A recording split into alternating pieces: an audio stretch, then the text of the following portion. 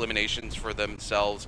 As we take a look here, XCG trying to secure a Moore's Blessing for themselves. Down on some cannon shots starting to come in, but the team threatening the space up above, going to make it much easier for Xiaonan to be able to secure this. The wind walls all coming from that one direction, but it looks like XCG has been able to secure the Moore's Blessing there with that legendary set of armor on to Viper Ning. No surprises here. This is a hero who has to engage onto teams and dive into the middle of them to get the maximum value out of their ultimate, so it makes sense to give them the maximum amount of survivability. Roy coming in there with the Dreadful Whale, just showing off that they have the Soul Jade, so no one tries to push some pressure onto them. XCG incredibly happy that, like you said, they've got that legendary armor. That Viper is going to be much harder to be able to chunk through when they're setting up the V1. Unfortunately for the Viper, there's not a lot of high ground left over on where this zone is going to be collapsing, nor are there all that many trees for you to be able to posture on up on and drop down with as that V1 comes on through. So even more crucial for XGG Xiaonan to have that comfort, have that survivability of the legendary armors. Scatter shot starts to come through, putting pressure onto XGG Xiaonan, running around with the right click on the pulse. They want to occupy this space. They want to have this bubble of safety so they don't feel pressured into utilizing those resources. We're even going to see NightHQ just throwing out the legendary Soul Jade of that fan on repeat. Miskia trying to get 3-3-0 up and alive. They're going to be able to do it off of the back of LXM's ultimate 3-3-0, but back in to the lobby. That zip sustainability going to be keeping GG topped up. Unfortunately for them, however, that Tumultuous ultimate is what was stopping all of the range projectiles coming through and bullying GG into utilizing all of these other ultimates. Miskia, as a result, running that Takeda ultimate, not cancelling it out until GG have been able to carve themselves a safe spot, so no one can fully commit in. If they get close, they're going to get shoved back. Yeah, absolutely. Team GG here, though, trying to carve out that safe space, are not going to be able to find it, as TE sitting topside here with the cannons, just going to continue to keep the pressure up. They see Miskia in the bush as well. Miskia not able to find a respite for even a single second here, as Team GG gets completely separated because VNGC comes in from the side to collapse onto them. Miskia completely separated from the team. 330 into the Hepta detach on the side of Team TE, but now VNGC coming in hungry here, absolutely just going to tear through the shield of TXJ here. They are going to invest the Temi ultimate here to buy themselves a little bit of space. BBE wanting to come in and try to collapse onto them and create a sandwich onto TE as well, but unfortunately not able to deal with the Temi ultimate. TE will hold on to the side of the rock here, but VNGC coming back in and will now invest their Temi ultimate, knowing that the other Temi doesn't have it available to cover for the entirety of the team. Roy looking to come in and continue to lose that merciless havoc to their advantage, and it's going to be BBE Snack who is on the receiving end. The ultimate going to be popped there for the Zipping Yang as they continue to lock it down. Loves taking a ton of damage here. BBE's Fat Milk will go down to Asmon, though. Loves will go down to LXM, and VNGC need to find a way to get their third player back in, but it's going to be Asmon who goes down to TE's TXJ. A bow shot coming through, so VNGC going to be left to a single player. Roy here just trying to stay alive and keep it up for VNGC here on the Takeda. Is going to be extremely vulnerable. Going to come in, looks for another elimination, though, on to BBE, and they will find BBE's Ivan and go to 6. Roy even amidst all of the chaos, is able to leverage the opportunity and find more eliminations. XCG unfortunately cut off by the Tumultuous ultimate. TE, however, 12 kills and counting, absolutely stacked in terms of those Soul Jades. Opening that stash must have set them up with something like that longsword full kick, because they have Phoenix, they have Hepta, they have the Takeda to be able to make it count. VVV going to utilize that Phoenix, just holding on, utilizing those rocks to be able to dodge around that V1 stun coming through from the Viper, now dropping down onto the players. Phoenix into Hepta, connecting onto NightHQ. The Takeda shoves, anticipating XCG, utilizing the Witch and TP to put themselves back into the zone. TE pick themselves up even more. 2 players left in the lobby, and it's just clean up now. VVV holding Roy down so the rest of his team can come in with the wind spout on that fan. Roy going to go down. GG's LXM deciding to try and take his own fate into his hands, utilizing the Tumult F Golden Focus to just hold himself in the zone. Does manage to kite TXJ into his death, but TE very wisely left one of their players inside the safety, that bubble away from the corruption tick damage. Oh my TE, goodness. so many kills, such a smart team.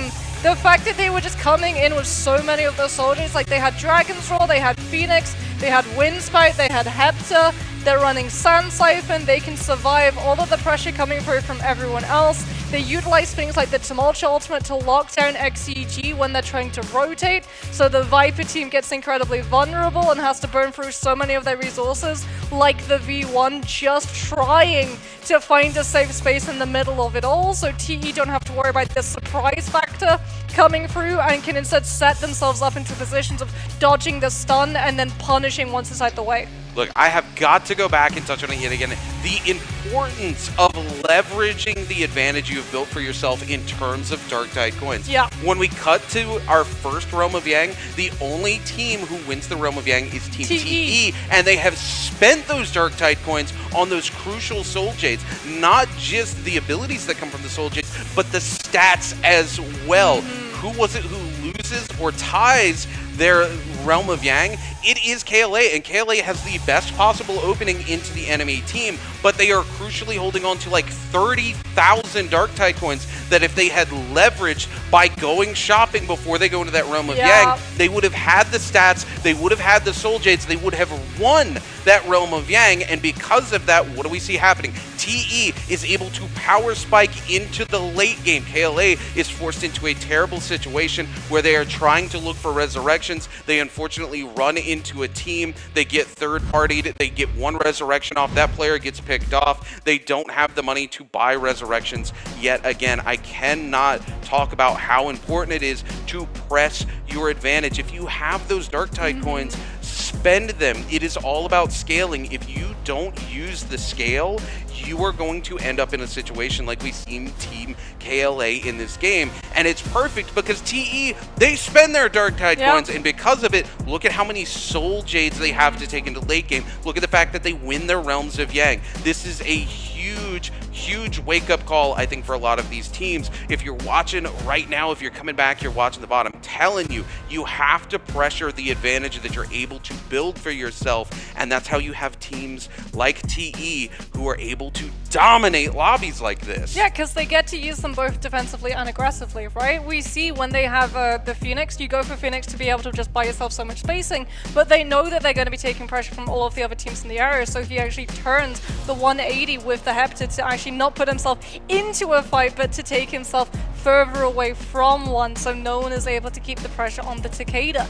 And it's very ironic that actually the team that really started pushing rolling for Soul Jades as early as possible is one of the teams who's not here, is one of the teams actually who's lifted that trophy twice in 2 years. J-Team were actually the team that first started pushing, having the money, going for those kills, looking for those shops to be able to just roll for Soul Jades and dominate into mid-game as a result. Look, this is something for those of you who are watching from home and haven't played Immortal War may not know.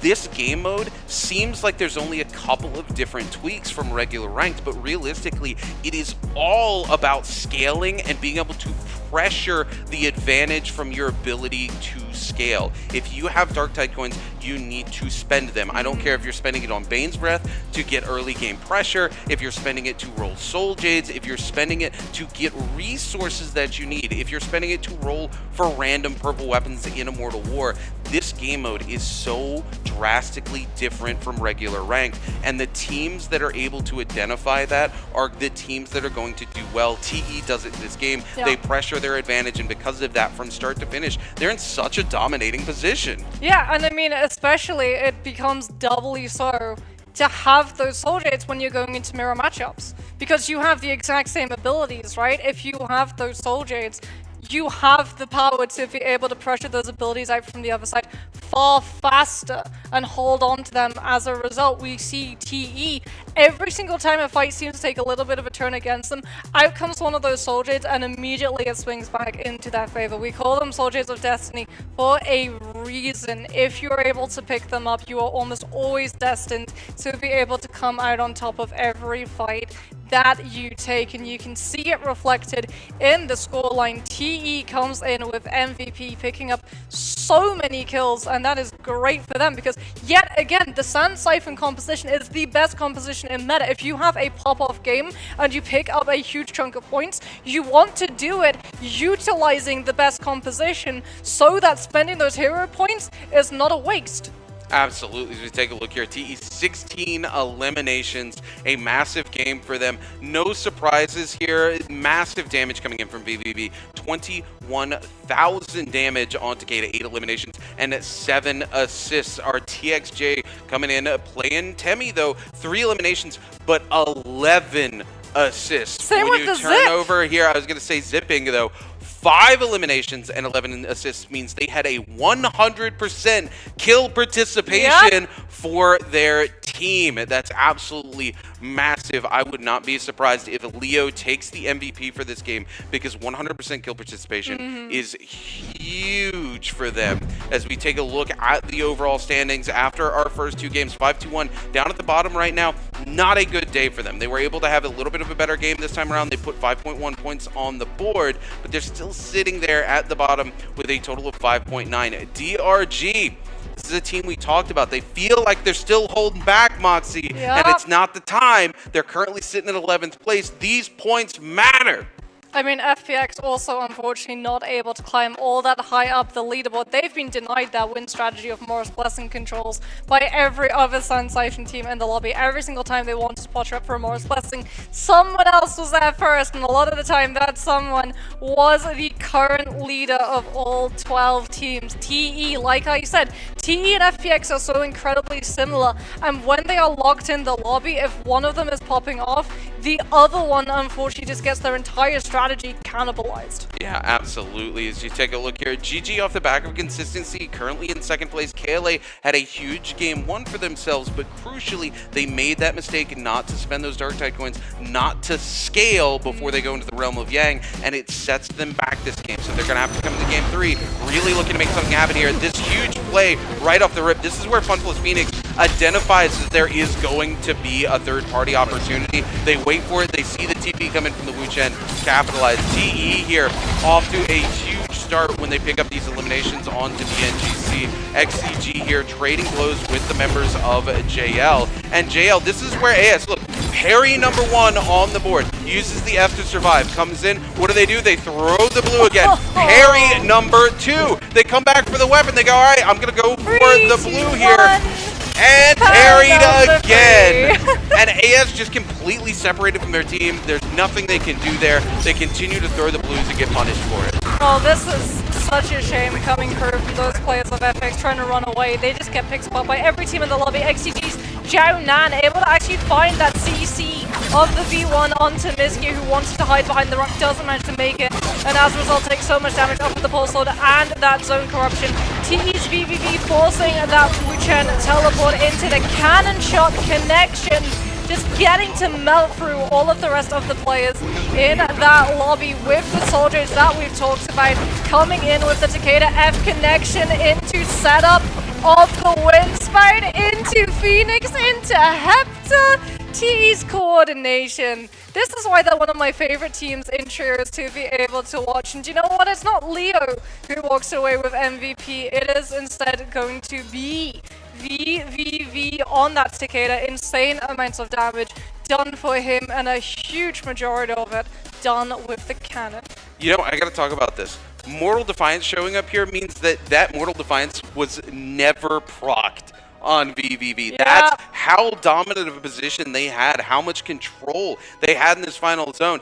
Even if things hadn't gone quite as well for them, they still had Mortal Defiance in the back pocket.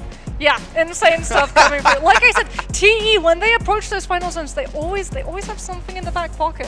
Whether or not it's, trading one of their players, identifying, protocols of who is going to be the best player to go down now, who are we going to have the highest chance of being able to pick up, which is something that we've seen done in the past. Whether or not it's identifying which soldiers, to be able to have the fact that we see, the communication go through very obviously, hey, I've got someone locked down in my F, that's immediately going to mean that they're not able to come in with the parry onto that Trinity. And as a result, Windspout comes on through. The second that you get thrown up into that tornado, unfortunately you're not in Kansas anymore. You're about to be in for a world of hurt though, because that stagger, that little bit of stagger where you get pancaked up, that's immediately going to lead into so much follow-up coming on through. But speaking about following up, you guys can follow up this very match with your answer of this question in chat. Which team achieved the most points this match? Was it A, TE, B, GG, C, XCG, or B, or D, BVE? Go ahead and get your answers locked into chat. Make sure you're paying attention to your whispers, because one lucky winner is going to be whispered right here on twitch.tv/Naraka Blade Point, and they're going to walk away with one of those lucky boxes. But we are going to take a short rest. We've got a video for you guys before we come back and lock it in for game number 3.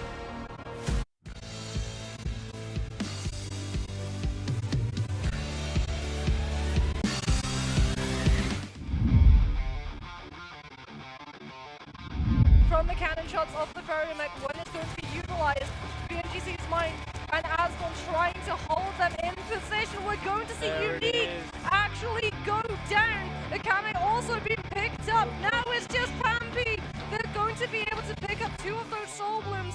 One of these players hasn't been cleansed. Do they make it in time? I think they do.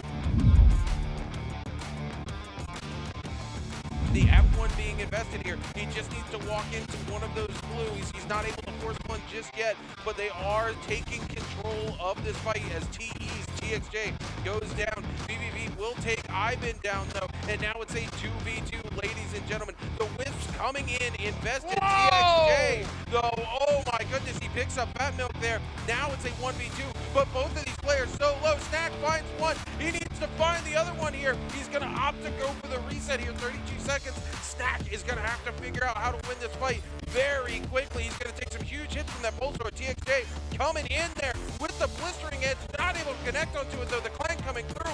Both of these players pausing. Oh. There it is. Blistering edge going to make this very hard for Snack to come out on top. TXJ finds another hit, another one, and there it is, ladies and gentlemen. Against all odds, TE comes out on top.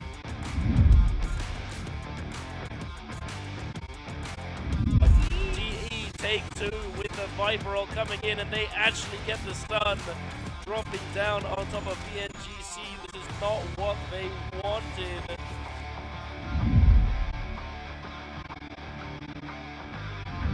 In this moment, and that's not the time for you to be able to risk the entire team to get out of that tough situation here. Now, even with that, IDK still trying to hold it together here. Rehuman trying to lock it down here. Absolutely could be the ult, though, as Sachiko is going to go on the outskirts here. Rehuman, I mean, the Merciless Havoc coming through here, being a massive advantage for them, though. Leo just getting pushed off the outskirts of the circle, barely can do anything and maneuver it.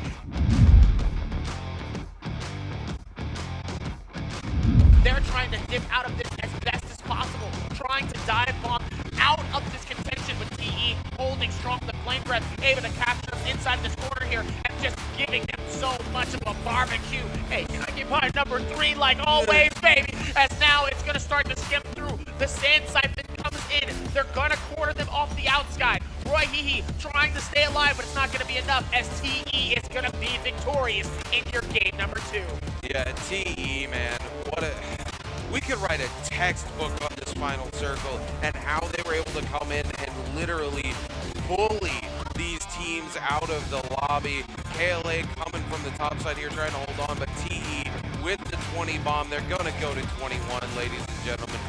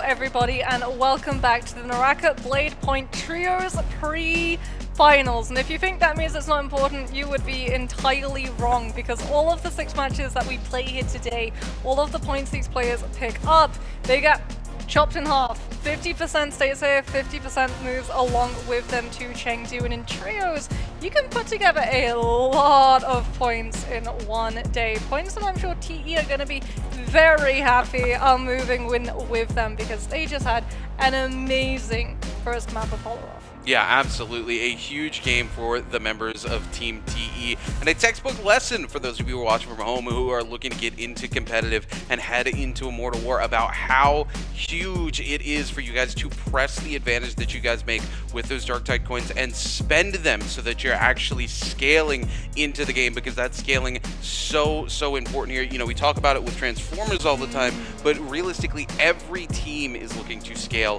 into late game, even if you're a comp that's not running heroes that use those better weapons to scale. Speaking of scaling though, for a quick second, hopefully you guys can scale your way into some goodies here. You need to head on over to the website or straight through the client and answer this prediction, and if you get it right, you're going to walk away with some goodies. Which of the following two teams do you think is going to get the highest survival rank in the next match? Do you think it's going to be A, Team BBE, or B, Team DRG? Get those answers locked in for a chance to walk away with some goodies, including the opportunity to walk away with that Jacob Banner spear skin. I mean, it's a good one. It's a very nice one, and Rune, it is also incredibly rare. So you know what, that immediately elevates its value in the eyes of everybody. So we can have a look at some of these players. Some of these teams, honestly, not really hitting the same heights, the same level of points that they were able to put up in the normal qualifiers. All of them know that they are qualified, right? All of them do know the heat for that is off.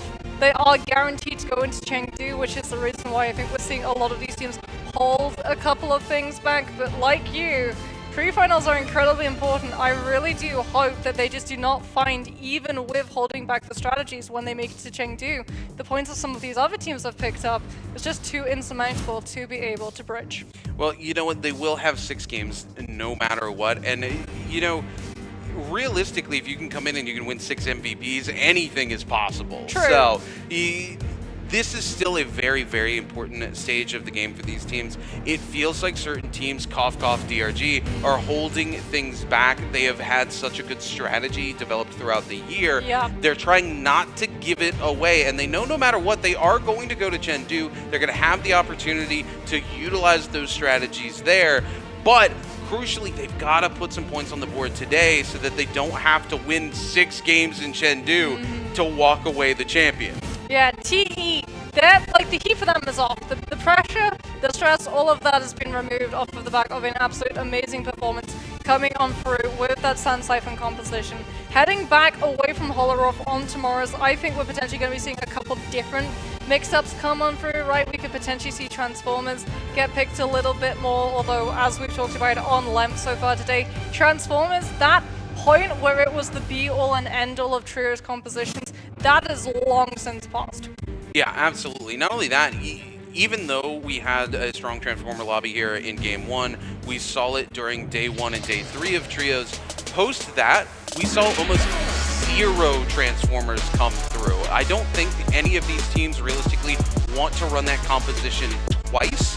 So we may see 1 or 2 other teams run it, but that will likely be it. That'll likely be the death of that composition here in the J Cup for the rest of today. As we take a look, we are getting ready to lock in here for Game 3 of the Trios pre-finals. We're going to see what those hero selections are going to be. Expect to see a lot of Sand Siphon come through, a lot of that lovely Tessa Viper comp coming in. We do get BBE locking in Ice Pick, and OUG, we're going to be locking in Cannonball.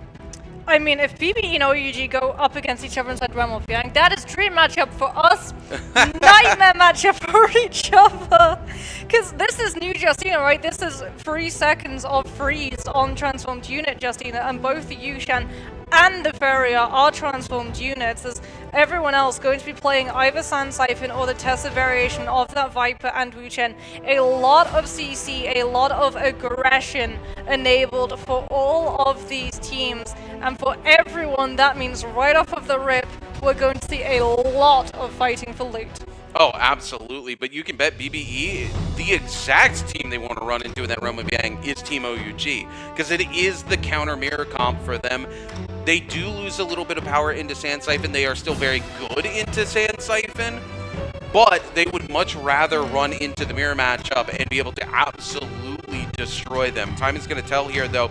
The nice thing for Ice Pick here, though, is the fact that there are some Fireflies available on this map, and they are going to be looking to land onto those and to utilize that Justina ultimate early, because Justina doesn't need weapons to scale that ultimate, meaning they are going to find instantaneous value out of it. Yeah, especially if you can find that lockdown into follow-up from the Yodo F2. Sometimes actually we even see, and this is why the Yodo into the Justina synergize perfectly. You can throw the F2 out to isolate a target, then you can have your Justina come in with the freeze, and then the Yodo gets to use the second stage of the F2 to be able to come in with that golden focus, deal so much damage, and catch them as the freeze finishes on up. As OUG gonna be running that cannonball. Interesting that they run the cannonball and not the Justina variation. As we've talked about, OUG is the king with so much experience on that Justina. As we're gonna see KLA in 5-2-1 potentially taking a fight. KLA, however, looks like they do not want to actively take this engagement. You can see why CXE has not even been able to find armor just yet. Pampy trying to find the grapple cancel, will be able to lock down one of those players. The V1 from the test not able to find the connection. The other team able to find a lot more value. Pampy going to be hit with the tether. The parry also coming on through. Pampy, an absolute sliver of health, trying to use the grapple to get over KLA's used pole sword. Will go down. Will be able to pick up a Kame as well. You swapping over to the fan with the RMB to scoop back the players of 5-2-1's Yin before he's able to find the disengage. Look, KLA's peak here, I just gotta say, a man of culture, using my favorite Tesla skin, as well as we cut over to HLG and Fun Plus Phoenix. Trading blows here inside Eventide Temple. Fun Plus Phoenix loses Zhao Hui, but HLG is gonna be forced to use that teleport to get away here. But crucially, they go just barely topside to get away. They are going to lose Cuckoo, and now they are going to come back in and invest their own Viper ultimate. The Wu Chen ult going to be invested on the side of Fun Plus Phoenix, who does get the resurrection and immediately turn back into this fight. They are not going to let that resurrection go through, if at all possible. PP and Han now going to be forced to take the entire fight here with the full Fun Plus Phoenix. Han immediately getting landed into the Dragon's Rush follow-up with the Neja's Might. HLG's PPY now by themselves here, and Fun Plus Phoenix able to stagger those ultimates on that skirmisher comp and make it happen in the end, Moxie. I mean, if there's one weapon you do not want to get parried by its spear, because that's an immediate confirmation into that Nez has, as we're going to see GG's LXM with the Viper V1 isolating down JL's AS. The Zip healing instantly going to be kicking on in to keep the Takeda alive long enough for that Zip to be able to push on through. LXM going incredibly low, so low in fact that Free feels pressured to utilize that Wu Chen back on off with the teleport. GG having to give up the kill. JL more than content to try to chase them down. They know with how mobile that F1 is on the Zip, they have more than enough sustainability to keep this pressure up. GG potentially trying to kite towards that no ult zone and knock out JL's potential of being able to utilize anything if the fight goes on too long. Free with an absolute gorgeous parry going to be coming through. There's the no ult zone instantly going to be hit into JL's one fang, going aerial to come down with the purple scoop on that staff, overholding, finding the connection onto LXM, who's going to get parried as well. Miskia trying to cover with the golden focus on that staff, not needing to hit confirm to be able to buy that space back on up, but it is unfortunately not going to be enough. Miskia goes down to the further numbers of JL's team, and Sand Siphon is able to take down the counter.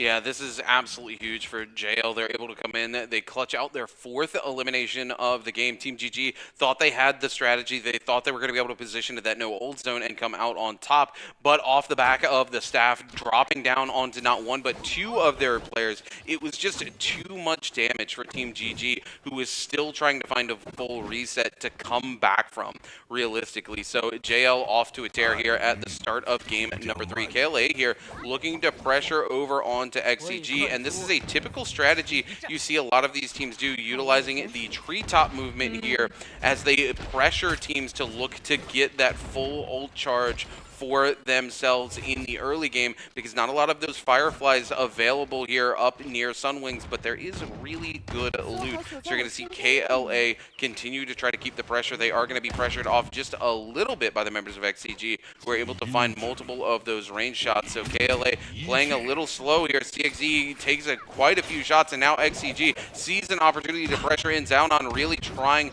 to come in with the pole sword from up above. He's going to look for it again. He's going to throw it early. Will find the F coming through from the other team. Zaunon looking to capitalize heavily onto it, but is going to just get completely locked in by the members of Team KLA as they come in. KLA will lose CXZ as the re-ult activation coming in from the side of XCG there, and their Tessa, but their Tessa going to be locked down now, and the Wu Chen ult is forced to be invested on the side of XCG as they have to get Zaunon back in if they want to find any value out of the fight. HLG here taking a fight with Fun plus Phoenix yet again. This is a nightmare scenario for the members of HLG, who have already been eliminated once they do not have those resurrections. They were able to avoid the Viper Stun, the F being reinvested here by Cuckoo, just trying to hold on and come back in. PPY trying to cover, but a huge Fan LMB coming in, and that's going to be all they wrote for Cuckoo. The Viper ult's going to come in, but Han going to fall to the Tessa ultimate, canceling out the Viper ultimate. A little bit of a player mistake on the side of HLG, and that is going to be it as they get sent back to the lobby by Fun plus Phoenix. RMB into first stage focus coming through on a purple katana. That is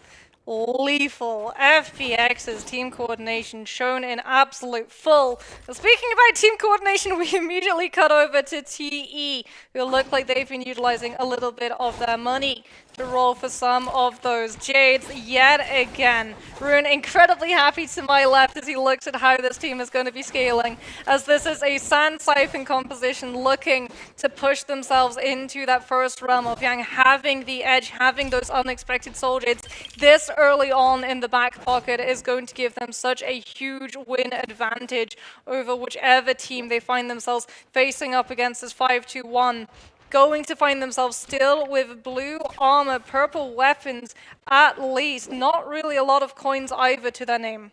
Yeah, 5-2-1 here, struggling all day to realistically find that scaling. Their game one was extremely difficult for them. Literally every time we got to them, they were literally being cut in half by another team and looking for resurrection. So they were forced to spend basically all of their Dark Tide coins on resurrection charms just to get the team back up. We saw it happen almost four times. We're going to see Leo here investing that Moonbane charm that TE bought early. Again, utilizing those Dark Tide coins to their advantage here, and we see Team JL now on the hunt here for Team OUG, trying to give chase here. JL, I do believe, with a bounty on their head here, but they are going to continue to pressure OUG. No, they have the bounty onto OUG. I apologize. The map updating a little slow there. VNGC here chilling out. They see Fun plus Phoenix running by, and VNGC not wanting to take the fight. They haven't been able to find the scaling that they want this game to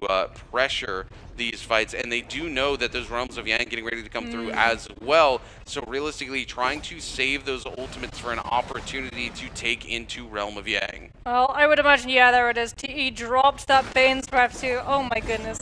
Did they drop it to bully off teams from being able to walk into a Realm of Yang? It does indeed look like that's exactly what they've done. KLA on the outside of that Bane's Breath, unfortunately not able to walk through. The ultimate groove, TE dropped it on another entrance and go somewhere else entirely. They're pushing up, they're trying to take a fight. They wanted to force some of those teams away from that portal to be able to find an engagement onto others. JL and VNGC going to be able to get themselves through that portal. Sand Siphon composition going up against Tessa, Viper, Wu Chen variation. This is a composition that in the past has really been troublesome for Sand Siphon comp to deal with. JL's one thing on blue armor, not going to have to hold on to that ultimate for long as AS immediately coming in with the Takeda activation. We see the Tessa V1 catching on to the players. AS trying to find the interaction. The Tessa V2 now kicking on through to be able to keep everyone healed up. Now we're going to see the Viper V1 being invested. It's going to be potentially blocked out by that Tumultuous ultimate, but VNGC have already been able to take down AS as a result. We're going to see the R&B on those dual halberds chunking through the zip. The Tessa V1 cycles back into play yet again. Xlay caught in the enchantment, and Tessa composition deals with Sand Siphon to win the Realm of Yang as TE now trying to win out their own. VVV throwing out the RMB into the Furin Shove, connecting onto BBE's Ivan. They just have to deal with Fat Milk in the Terracotta Warrior transformation. That is easier said as done, and they're going to be able to walk away with another Realm of Yang win. Oh no, that is a legendary weapon and a purple flamer off of a Realm of Yang win. FPX are going to be so envious.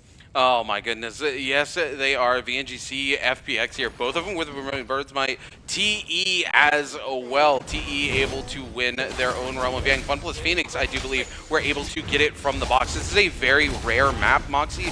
Very, very rarely do you see in that first set of Moore's Blessings the Vermilion Birds Might coming through as a buff. So 3 teams with Vermilion Birds Might out on the map right now looking to hunt down some of these other teams. VNGC and Fun plus Phoenix, 2 of those teams looking to trade blows and go head-to-head here. As we take a look at the scoreboard, you can see Fun plus Phoenix currently leading the pack with 8 eliminations, trying to set themselves up for a huge game. A massive Tesla ult being invested, but Asbon is not going to get this ultimate off because, yeah, there it is. No, did they actually get the ult off just in time? The Tesla ult doesn't come through quick enough. VNGC finds some huge value here, but unfortunately, they are not going to find enough value as they currently find themselves in a 2v2, trying to see if they can come out on top here. Dunkwing really trying to utilize that fan. They find the RMB. It's Fun plus Phoenix versus VNGC. Thankfully for the members of VNGC, they do have that Vermilion Birds Might, so they are not out of this lobby just yet. That was such a tight fight coming through, Moxie. Yeah, FPX do lose water in the meantime, and since it is Vermilion Birds Might, that body immediately drops. You do not get the option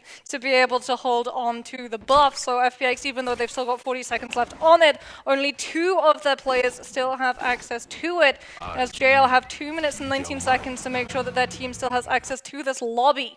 If they go down, BBE also in a very precarious position, getting currently hunted by TE, the worst team for BBE to run into.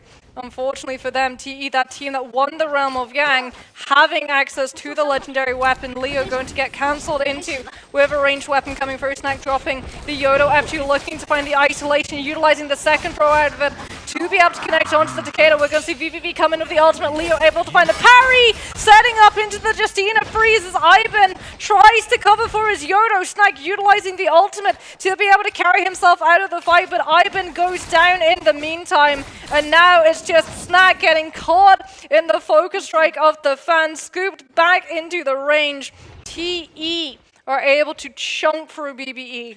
This is so unfortunate. The BBE here was just completely split. The target acquisition was off. We even see the Justina freeze come through while the Yodo ultimate is there, and the Yodo opts to throw it another direction instead of potentially picking up an elimination and turning it into a kind of winnable 1v2 for themselves.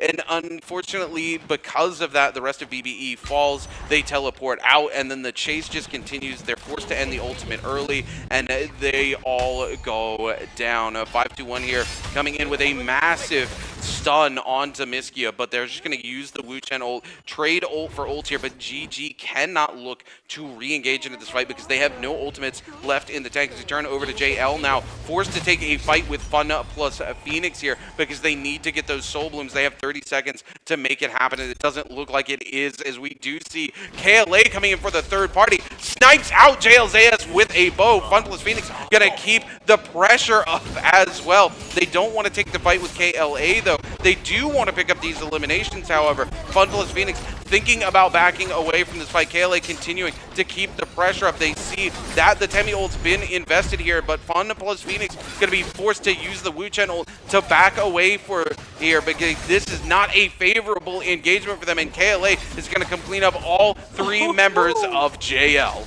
Oh my goodness, KLA throwing out the Universe Slash, one of the easier to parry legendary Soul Jades in the game. CXA absolutely stacked in terms of utility for that weapon with Cavalry Bloom as well. They see VNGC on the horizon. FPX could potentially try and turn back into this, but I think they are going to be, posturing up. They have, you know, other concerns, one of them being that realm of Yang. They want to be able to upgrade into all of that scaling. T also wanting to try and control all of that power creep coming through for these compositions to be able to deal with. They're not going for the realm of Yang. Instead, they're just sitting on the dealers at the moment, definitely rolling for some of those Soul Jade upgrades to the weapons. JL potentially, actually that's KLA, yeah, KLA's you, ever so slightly just hidden by JL's bodies that have been left behind. Potentially going to be running into TE and chasing them off of that shop as GG's Miskia balancing on top of the tree as the Morris Blessing starts to spawn on through. TE now away from the box. We're indeed rolling for soldiers. KLA moving into position, wanting to try and get some of what was left. What have they been able to get their hands on as a result? Realm of Yang now going to be opening on up. FPX potentially having taken it, but so far we do not see any of those headers saying that one of these teams has decided to take that portal. KLA moving into position could potentially put themselves into taking it, but I think they're just looking to grief.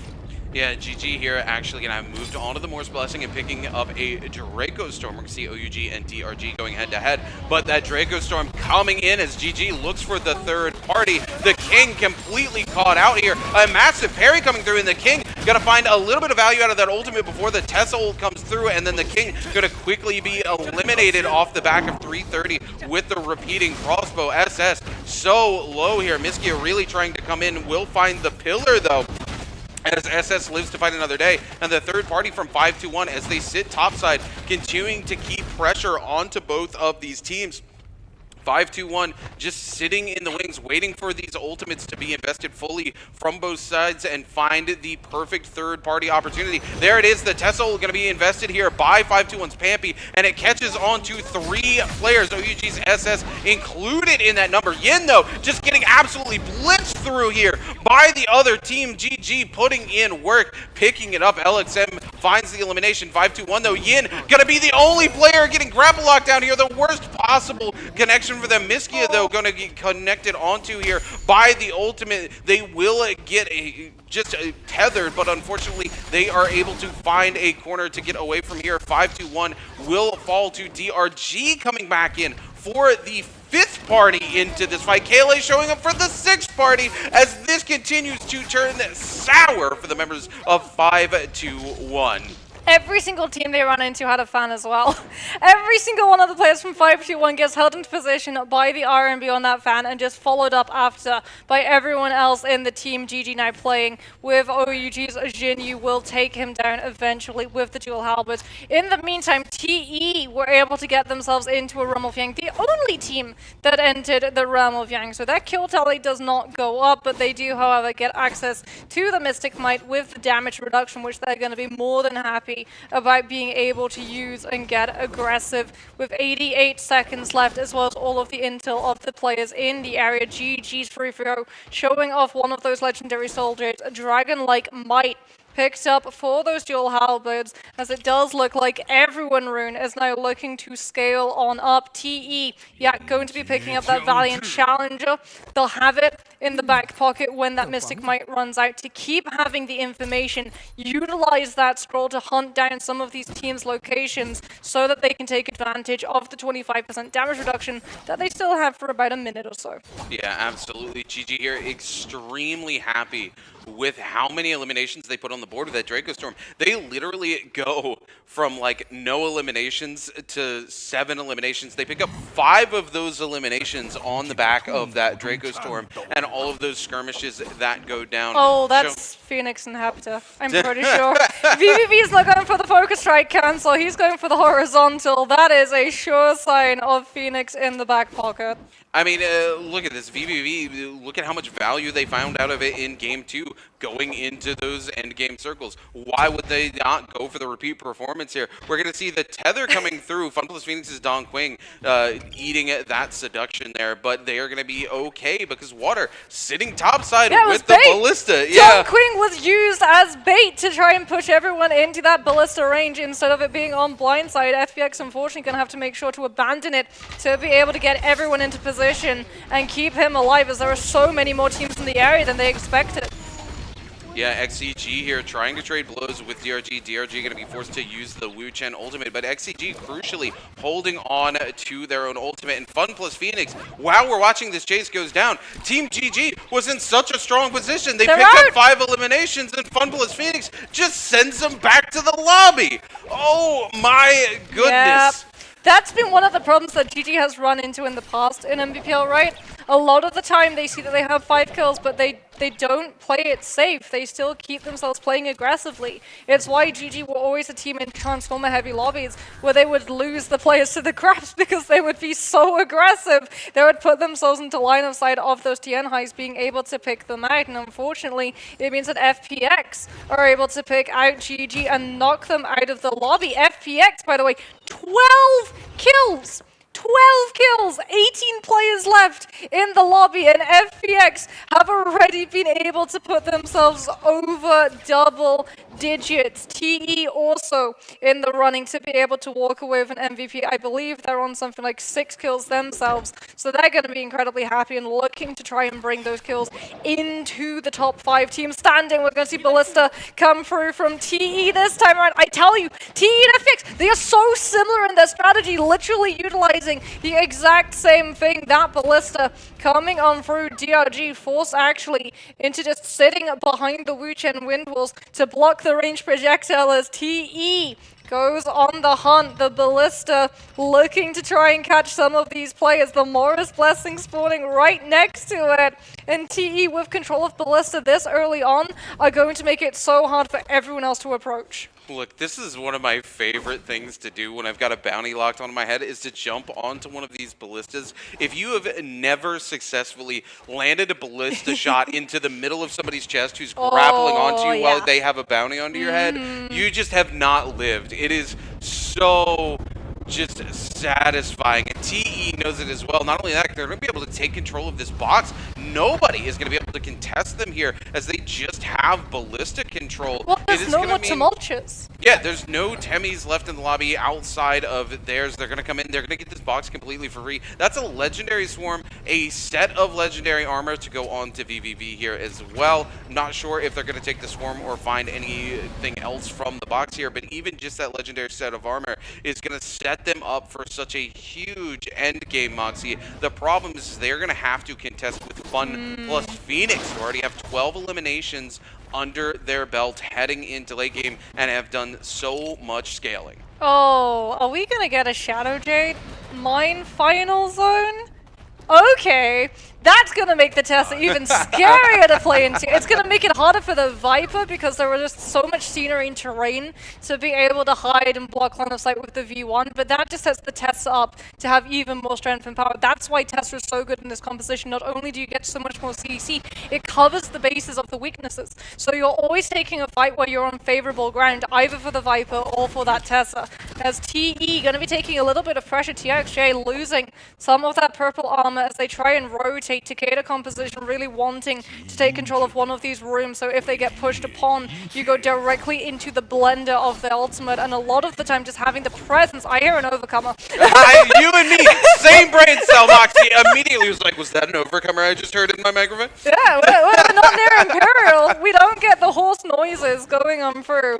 That has to be an overcomer Soul Jade. Someone's utilizing that movement to be able to get themselves rotating to some of these inner rooms as quickly as possible so they don't come under too much pressure, that the team that pushes them tries to actually think they have a chance of taking that engagement and finding the kill. Speaking of, yep, I hear it!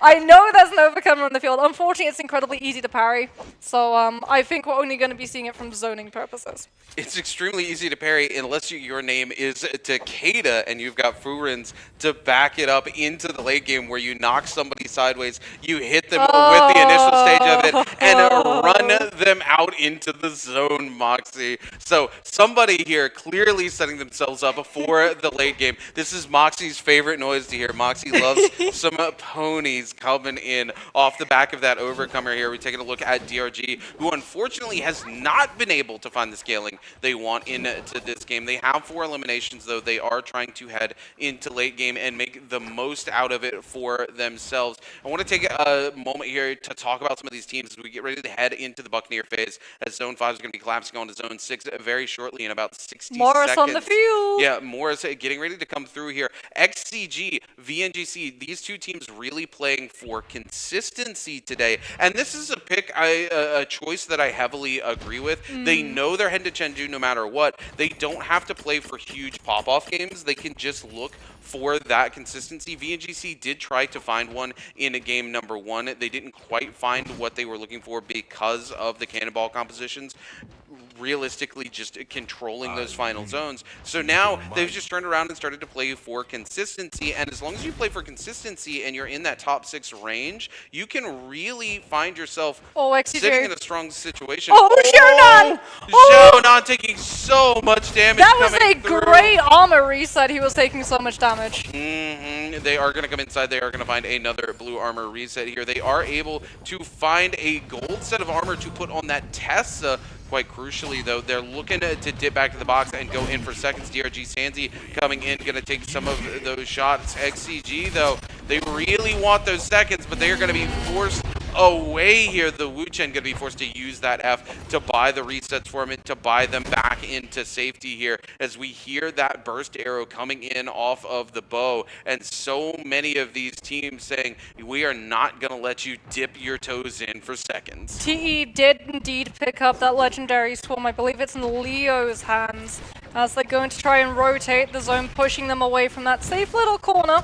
They're going to do the exact same thing, carve a space out, play out of notice, out of attention, while still putting out a little bit of pressure coming through from the cannons onto these other teams, try and rip through some of those resources. And inside a fight, KLA taking so much pressure from FPX up on the high ground. Flames Ref on the cannon doing work, hitting onto these players. You can see the second that one of those cannonballs connects from water, instantly that yellow tick, and as a result, CXC actually having to utilize the V1, doesn't actually manage to use it to find a kill. They're literally just using it, throwing it in to be able to rotate safely with that Wu Chen ultimate.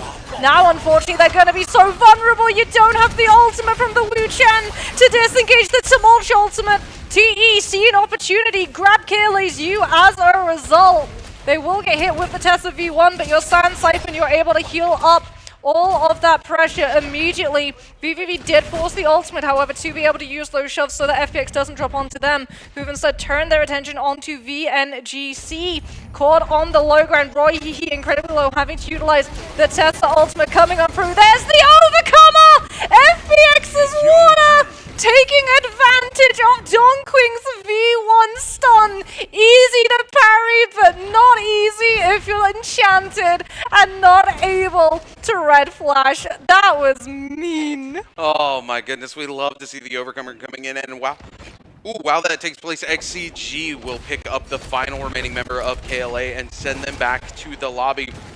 VNGC's Asbon here really trying to use that ultimate to cover so that they can get the resurrection onto their teammate. Not quite able to find it. DRG Sanzi so low, though, and XCG's going to pressure in, looking to clean up these eliminations onto VNGC. VNGC they kind of commit a little too much to try and get this resurrection here. They make themselves even more vulnerable. Asvon able to find a little bit of value here, but XCG just going to continue to give chase here. The bow shot's going to be coming in from LXH here to pick up that elimination onto Asvon. TE, though, sees that XCG burns too much. They burn their final Tessa ultimate just to guarantee that elimination, and now TE can pressure in and find value off of it. DRG Sanzi will actually find the elimination onto NiHQ, and XCG will lose their Tessa, a crucial piece of the puzzle for that team as the zone continues to collapse. It is Zone 6 collapsing on to Zone 7. A massive Viper ult threatens the entirety of the lobby, but OnePlus Phoenix's Zhao Hui will find the elimination off the back of the bow before that Viper V1 can stun the lobby out. OnePlus Phoenix now looking to clean up the rest of DRG. Water stuck in the zone here, taking a ton of damage immediately into the Temi ultimate here, and that is going to be it for Zhao Hui as TE continues to take control of the lobby yet again, but I don't think they can walk away with the MVP. There's not enough eliminations here for them as they continue to look to clean up the members of XCG and a Fun plus Phoenix. Zhao Hui coming in here. Zhao here really looking to just clean things up, but they're able to get away from the sun. XCG going to be locked into the Phoenix Blast, into the Hepta. A follow-up Phoenix will clean up the elimination. TXJ is going to go down. Oh my goodness, that is it, ladies and gentlemen. TE picks up the eliminations. They take the first place finish. I don't know if it's enough for them to walk away with the MVP. It might still go to Fun plus Phoenix. Oh my goodness, I cannot believe it. Like I have said, Spider-Man meme in full effect right there. TE and FPX, the exact same game plan coming on through for this team. Both TE and FPX, they have that knowledge. They know the zone is going to be collapsing. They know that's when their composition is going to be able to find the most value, not just with their ultimates, but also with the Soul Jades that they have equipped. And as a result, both of them meet directly in the middle. It looks like it's going to be FPX walking away with the win, and then TE come along, drop the Tumult ult, cordon FPX's water away from getting back into safety as a result.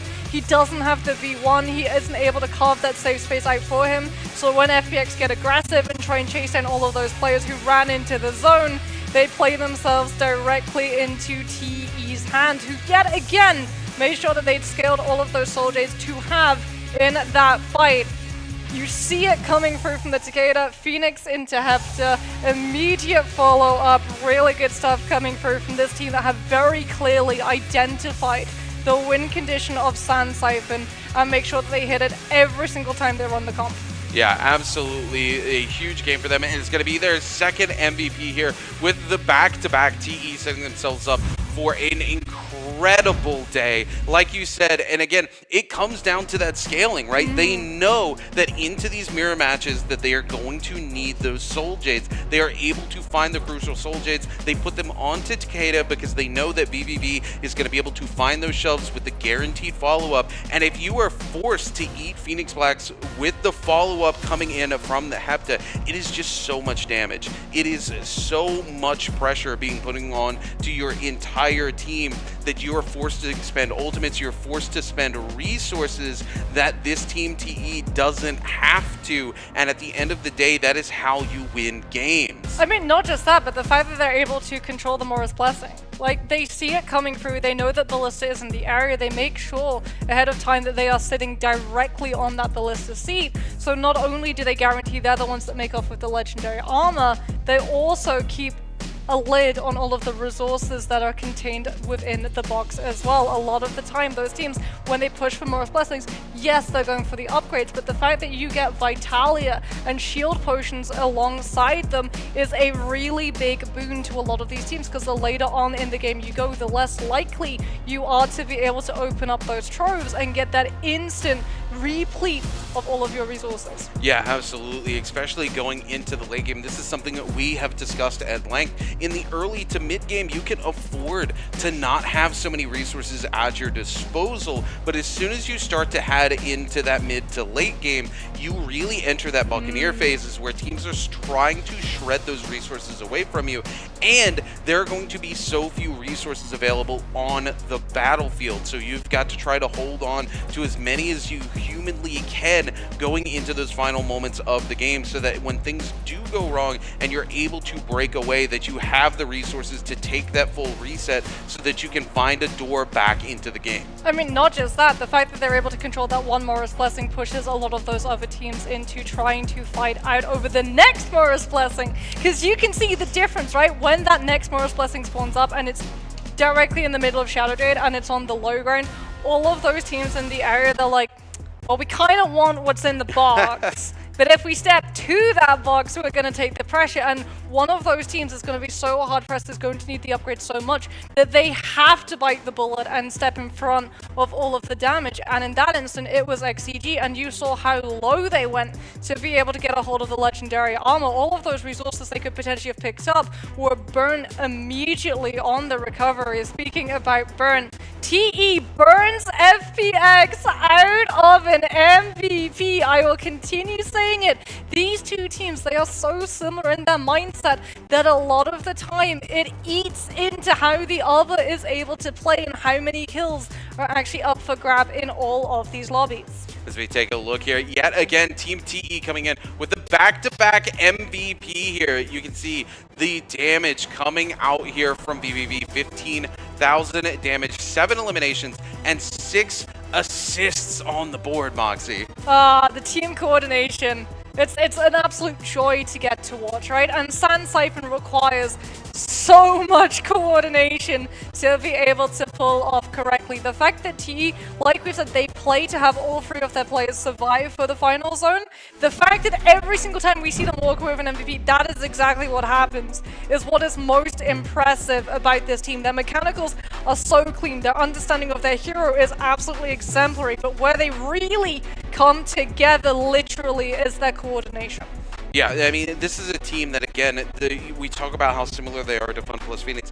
These are two teams that excel at taking control of final zone. Yep. And TE, that's exactly what they have been doing. That has been their MO. They continue to utilize that MO. And they have 2 huge games back-to-back off the power of Sand Siphon and knowing what that win condition is and knowing how to take control of those final zones. As you can see here, TE currently sitting at the top at a 66.5. GG, who's in second behind them, is almost 30 points behind Team TE right now. These first 3 games have created a massive cushion for Team TE heading into Gen 2. Yeah, I wouldn't count GG out from being able to catch up, however, we're still waiting.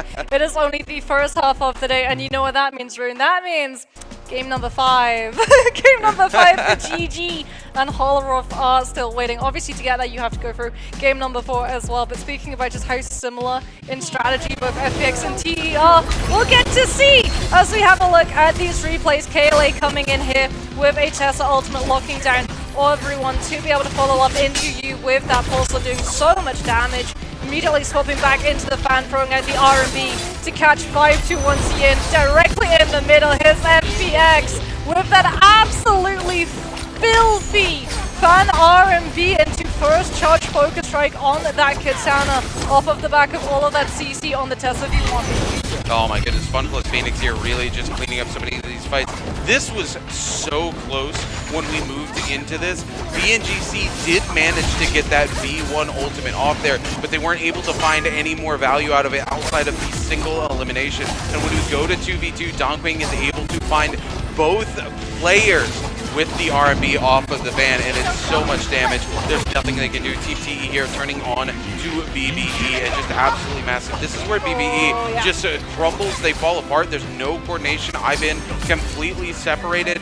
We had Snack who could have covered for the team there. Unfortunately, they panic and try to TP away off of the Yoda ultimate, and it costs the team very heavily. BBB here just able to get away there from the V1 charge from Xiaonan into the Phoenix Blast with the follow-up Hepta, with the re-follow-up off of the Phoenix Blast, and they just absolutely dominate this lobby. TE, they juggle. They juggle so well. They have such good focus. The second one of them locks them down, immediately the other 2 are able to converge on the flank and continue all of that damage. VVV back-to-back MVPs picked up by the Takeda, and yet again you can see the win condition that TE have identified being that longsword prioritizing having the Phoenix Blast into the Hepta for the sheer amount of lockdown because of the amount of juggle they're able to get off of it. Yeah, and this time around, crucially, they do not have the Mortal Defiance, but what they have in the back pocket is the Sky Force. So VVV always getting to stay healed up, and yet again, Juggernaut on VVV. They have identified those Soul Jades that they really want to utilize to be able to come out on top, and it is right here. And they know, again, we go back to the scaling and how important it is to spend that money, and they know that they are going to be coming into these games rolling, looking for those Soul Jades. But another thing that we know is you guys have another opportunity to answer the question here. Which hero did this match MVP use? Was it A, Yodohime, B, Timolch, C, Takeda, Nobutada, or D, Zipping in? I mean, I really hope after seeing that MVP screen twice that you know who it is. We were just talking about it and how important scaling the Soul Jades for that particular hero is, given what their ultimate can do. Make sure you're also paying attention to your DMs here on Twitch, because that is how the winner is going to be messaged, and you don't want to miss out on the opportunity to get that lucky box if you are the one who is chosen. Oh my goodness, TE really making the pre-final points count. And like you said, that's going to give them such a good cushion. Already they know if they go into that grand finals and they have maybe, you know, not as brilliant a pop-off game because of how similar a lot of their strategy is and how much of it hinges on being able to scale. Like you've said, there are very obvious just similarities between themselves and a lot of these other teams with the Soul Jades and the fact that we continue to see the same Soul Jades come through. The RNG aspect of a battle royale has the potential to just slam that door directly shut in your face. If you're not able to roll in with the Phoenix, if you're not able to get your hands on Skyforce, you get a lot more pressure on, you know, being able to scale weapon damage up and having the communication to be able to play off of the Decayed shoves naturally, as opposed to having the soldiers to be able to elongate that CC window of stagger. All of that, Sand Siphon suddenly loses a lot of its value, and Sand Siphon is only going to continue losing its value the longer we wait between pre-finals and grand finals as these teams start figuring out compositions to be able to counter it, because Cannonball is starting to get here in. We're starting to see more and more of those teams pick it up, and that is going to be a concern for Sand Siphon. Absolutely, but what is not a concern is the lovely Jaeger, who's getting ready to take over and go to an interview for us. That's going to be it for us. The lovely Duncan and Dobby is going to be joining you in the second half. Jaeger, take it away. Hi everyone, welcome to the post-game interview. I'm Leah. So this time we have LYD from the team TE to our interview. So please say hello to our audience first. 也是请东哥先跟我们大家打个招呼吧。Hello， 我是 T 战队的 LYD。 Okay, welcome. So for the first question, because we noticed that in the first game, your team used a new combinations with Feria, Yudo, and Yushan. So why your team choose these combinations? 那其实，在第一把的时候也是注意到你们用了这个妙道月，可以跟我们分享一下对于这个阵容的想法。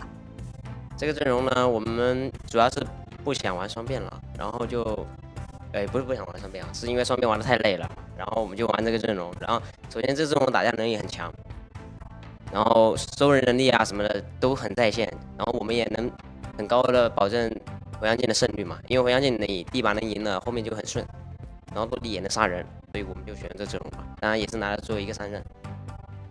Okay, so the first reason is because we don't want to play the double Transformers combination anymore. Also, we think this combination is really really skillful because including like searching your opponent. Also for fighting is really strong, so we choose these combinations. But why you don't want to play the double Transformers anymore? 那也是为什么对于双变的选择可能就没有那么强烈了。因为现在那个红尘狐狸打双变太简单了，你一个失误都不能有，而且还很难打赢，一失误那你就直接就崩溃。对，太难打了，而且他们见人就开，不讲道理的。Also, because for now our competition have a lot of combo with Tessa, and for this kind of combination is really easy to do with the double Transformers combination. So every time when we face Tesla's combo is really hard to win, so we just don't want to play the double transformers combinations anymore. Okay, so in before's interview, like VVV mentioned about your team for the group games, he think is a kind of like treated as training. So what about for the pre-final? 那其实之前在这个采访里面，我们尾声也有提到，可能对于小组赛想的就是以赛代练吧。那这次来到我们的前序积分赛，有什么不一样的想法呢？因为前序积分赛也关乎着总决赛的分数嘛，会继承50%，所以尽量就还是能打好就打好。以赛代练这个任何比赛都也是在练嘛，能尽量就打好，就能拉开分就一定拉开，然后给决赛铺垫。Okay, so we just try our best to face the pre-final because we all know that we have like half points to get into we will take half points to the grand final. So we just want to do our best in the pre-final. Also, we treat every game as training also. Okay, so for the last question, we know you only play Yueshan in TE now. So every time when you like don't play for TE on the stage, what do you want to say to your teammate? 那其实我们也知道，现在东哥也是一个越山专业户。那每一次其实你没有在上场打比赛的时候，有没有什么话想对你的队友们说呢？Fighting， 加油 ！Today is a good day. Okay, today is a good day. Also, I think good day for you. Also have good luck. 那也是对于你们来说，好的一天也有好的运气。So just good luck for you for the following games. 那也是祝愿 TE 之后有很好的表现在之后的比赛里。Okay, that's all for the interview. Bye bye, everyone.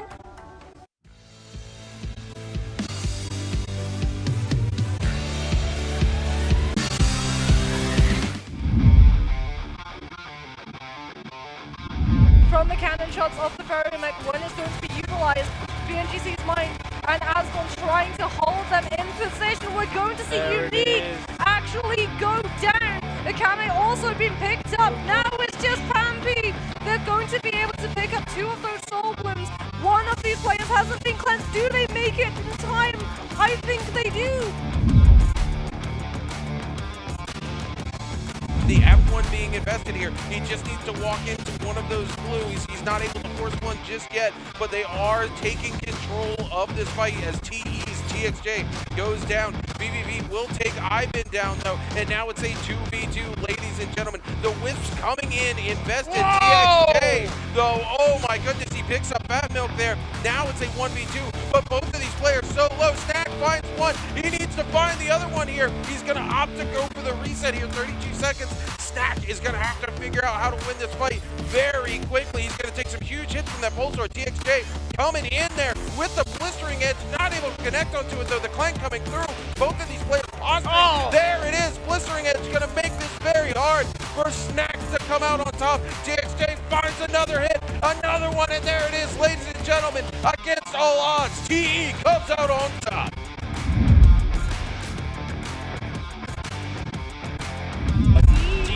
Take 2 with the Viper roll coming in, and they actually get the stun, dropping down on top of BNGC. This is not what they wanted.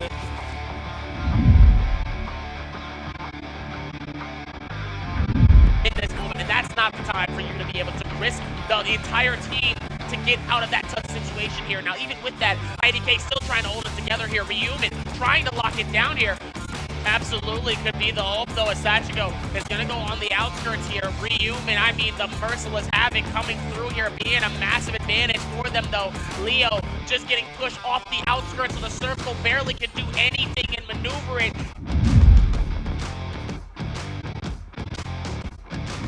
They're trying to dip out of this as best as possible, trying to dive bomb out of this contention with TE, holding strong the flame breath, able to capture them inside this corner here, and just giving them so much of a barbecue. Hey, can I get by number 3 like always, baby? As now it's going to start to skim through. The sand side that comes in, they're going to corner them off the outside. Roy Hehe trying to stay alive, but it's not going to be enough as TE is going to be victorious in your game number 2. Yeah, TE, man, we could write a textbook on this final circle and how they were able to come in and literally bully these teams out of the lobby. KLA coming from the top side here, trying to hold on, but TE with the 20 bomb. They're going to go to 21, ladies and gentlemen.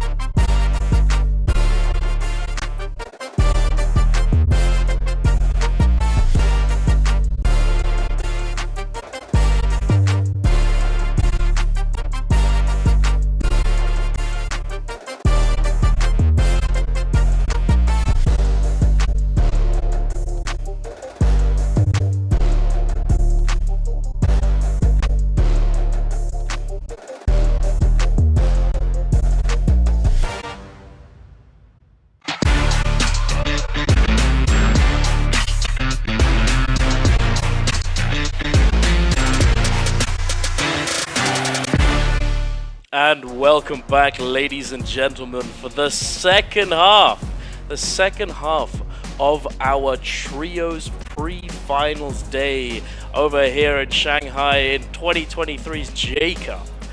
Whew! We've had some, he's busting a move, he's chilling.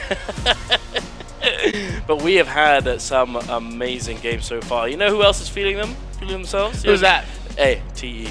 They feeling themselves today. They have been popping off. Last game looked like FPX was going to take it. They looked like they were going to take that MVP for themselves, getting a crazy number of kills. But no. TE, they're just bro. You know, the TE and FPX is a little bit of a rivalry there. Listen. Hey. I knew the moment I saw that play where they did that switcheroo on XCG and was able to come through and eliminate BBE off that backside in that game from earlier, I knew TE had it locked in. Not only that, their mentality was on point, their placements was really good in terms of like just where to be, but also they played these mind tricks on some of these players, man, that like I can't let go, that I was like, y'all are too ahead of the curve for y'all not to be continuously playing that consistent. So to see that they're still playing with that consistency, with that same aggression, I knew that coming forward. I literally sat there and I was like, TE is actually like, they are there. Mentally, they are here. Oh, absolutely. Like right now. Absolutely. And that's exactly what we're seeing coming into these games. So they still have 3 more games to continue to keep that same magic, but that magic is frolicking right now. It's sprinkling all over the place. They are chilling. They're not... They're not slowing down. I definitely hope that they don't slow down. They are sitting very high up on that leaderboard. Something I'd like to note as well. Oddly enough, XCG coming in to this day hasn't been performing in the same kind of level that they have in the group stage. Obviously, groups and pre-finals is very different. Everyone's actually like properly going at it now. Because everyone's trying to qualify. Right now, this is more about gathering enough points so that way you're in a decent place coming into our grand finals happening in Chengdu. Exactly. So even if necessarily you're not at the top, you know, obviously your points do get split in half, so that definitely does change the game regardless. But even with that, they're not really, and this is the same thing that Moxie was talking about when it came to the Souls. I feel like the Trios did the exact same thing. They're not trying to give up all of their secrets too early. There's no reason for you to be dropping all of your secrets and all of your big plays that you're planning to do when it comes to Chengdu. Chengdu, you only got 1 shot. And speaking of that, y'all got 1 shot to get this question right, which is the predictions coming up here, which will the top scoring team lineup of this match include a Tesla? Is that going to be a yes or a no? This is a simple one. It's a yes or no question. Make sure to answer it so that way you have a chance to win. But back to like TE, right? So TE, absolutely locked in. But at the same time, they don't want to give up all of their secrets as well. They gave off 1. That was like, T was like, that's y'all 1 freebie. Y'all gotta pay the subscription service $29.99 a month for y'all to get the other ones. Y'all gotta join our masterclass if you want to get the other ones. Now, for everybody else is just like, okay, listen, we just want to accumulate a decent amount of points. As long as we get in top 5, we're okay. Right? As long as the difference between first and third isn't so drastic of points, everybody's okay. They're like, okay, that's fine. Even the ones down probably lower at the bottom, they know that they have a lot of work to do. So they're more focused on just preparing, making sure that the games following all the way up to Chengdu, they're going to be ready to go. So there's going to be a lot of scrimming, a lot of practice, a lot of getting ready. I think a lot of teams are really treating this as scrims and practice for when it's time to get on the main stage. That is true. But as we've said, you're taking 50% of these points over to Chengdu with you. This is the pre-finals. Sure. And for those who are lurking at the bottom of the leaderboard currently, you know, you got 5-2-1 sitting down there, having not done so well so far in the first 3 games. Hopefully, they can pick it up a little bit, come in, and get us something, you know, because TE's up there like 50+ points already, and they're sitting down in the, you know, the single-digit area. Still getting split in half. Yeah, it does get split in half, but there's a big difference. So if they come out of this now, they're going to get probably what? 20, 26, 27 points. I mean, still a decent amount of points regardless. Yeah, 60 points, 30 points going in. Right. And but the difference, like, but the difference is that's the thing. It's one big pop-off game. For some of these teams that really do have that moment, it really does take one pop-off game. It takes one 20 bomb. It takes one 15 and maybe a second place. It takes one of 13 eliminations and a top 3 in order for you to see yourself in that higher standpoint. That multiplier is very vicious.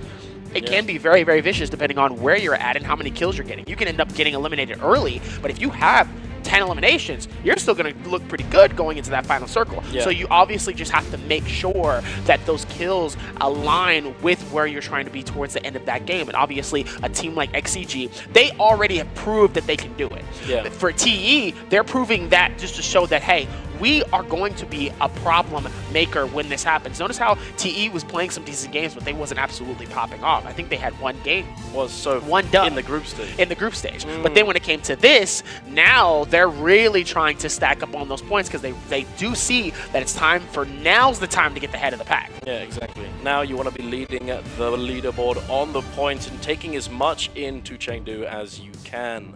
But, hey, we're going to have to wait and see. We've definitely got plenty of other teams. A lot of teams lurking around that 25 to 30 point mark. They're all reasonably happy, but each and every single one of them, they're probably all looking to get at least one big pop-off game so that not only does it give them a nice chunk of points, right, but also one thing that I want to talk about is the mental aspect.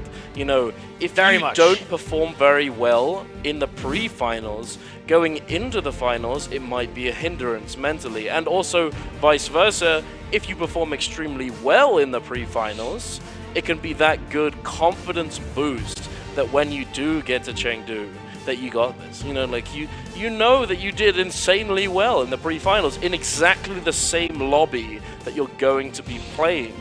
You know, it's that little confidence boost, that little bit of yeah, nice, okay, we got this, guys. And then that cancels out the nerves somewhat sometimes. Mental is probably one of the most important things to maintain when it comes to trios, as you have to be able to trust your teammates. You have to know that they are level-headed, that you can, like, they're gonna do what they gotta do when you need them to do it. And, I'm gonna be the devil's advocate on that quote. I'm gonna be the devil's advocate. What's that? What are you saying? I don't necessarily think that if you don't play well in these group stages, you kind of go into the mentality of not having the best confidence coming into grand finals. It can happen. That's the thing. At the same time, a lot of these players have been here before, right? So they know the mentality of how you should be probably going into the grand finals or even going into these group stages.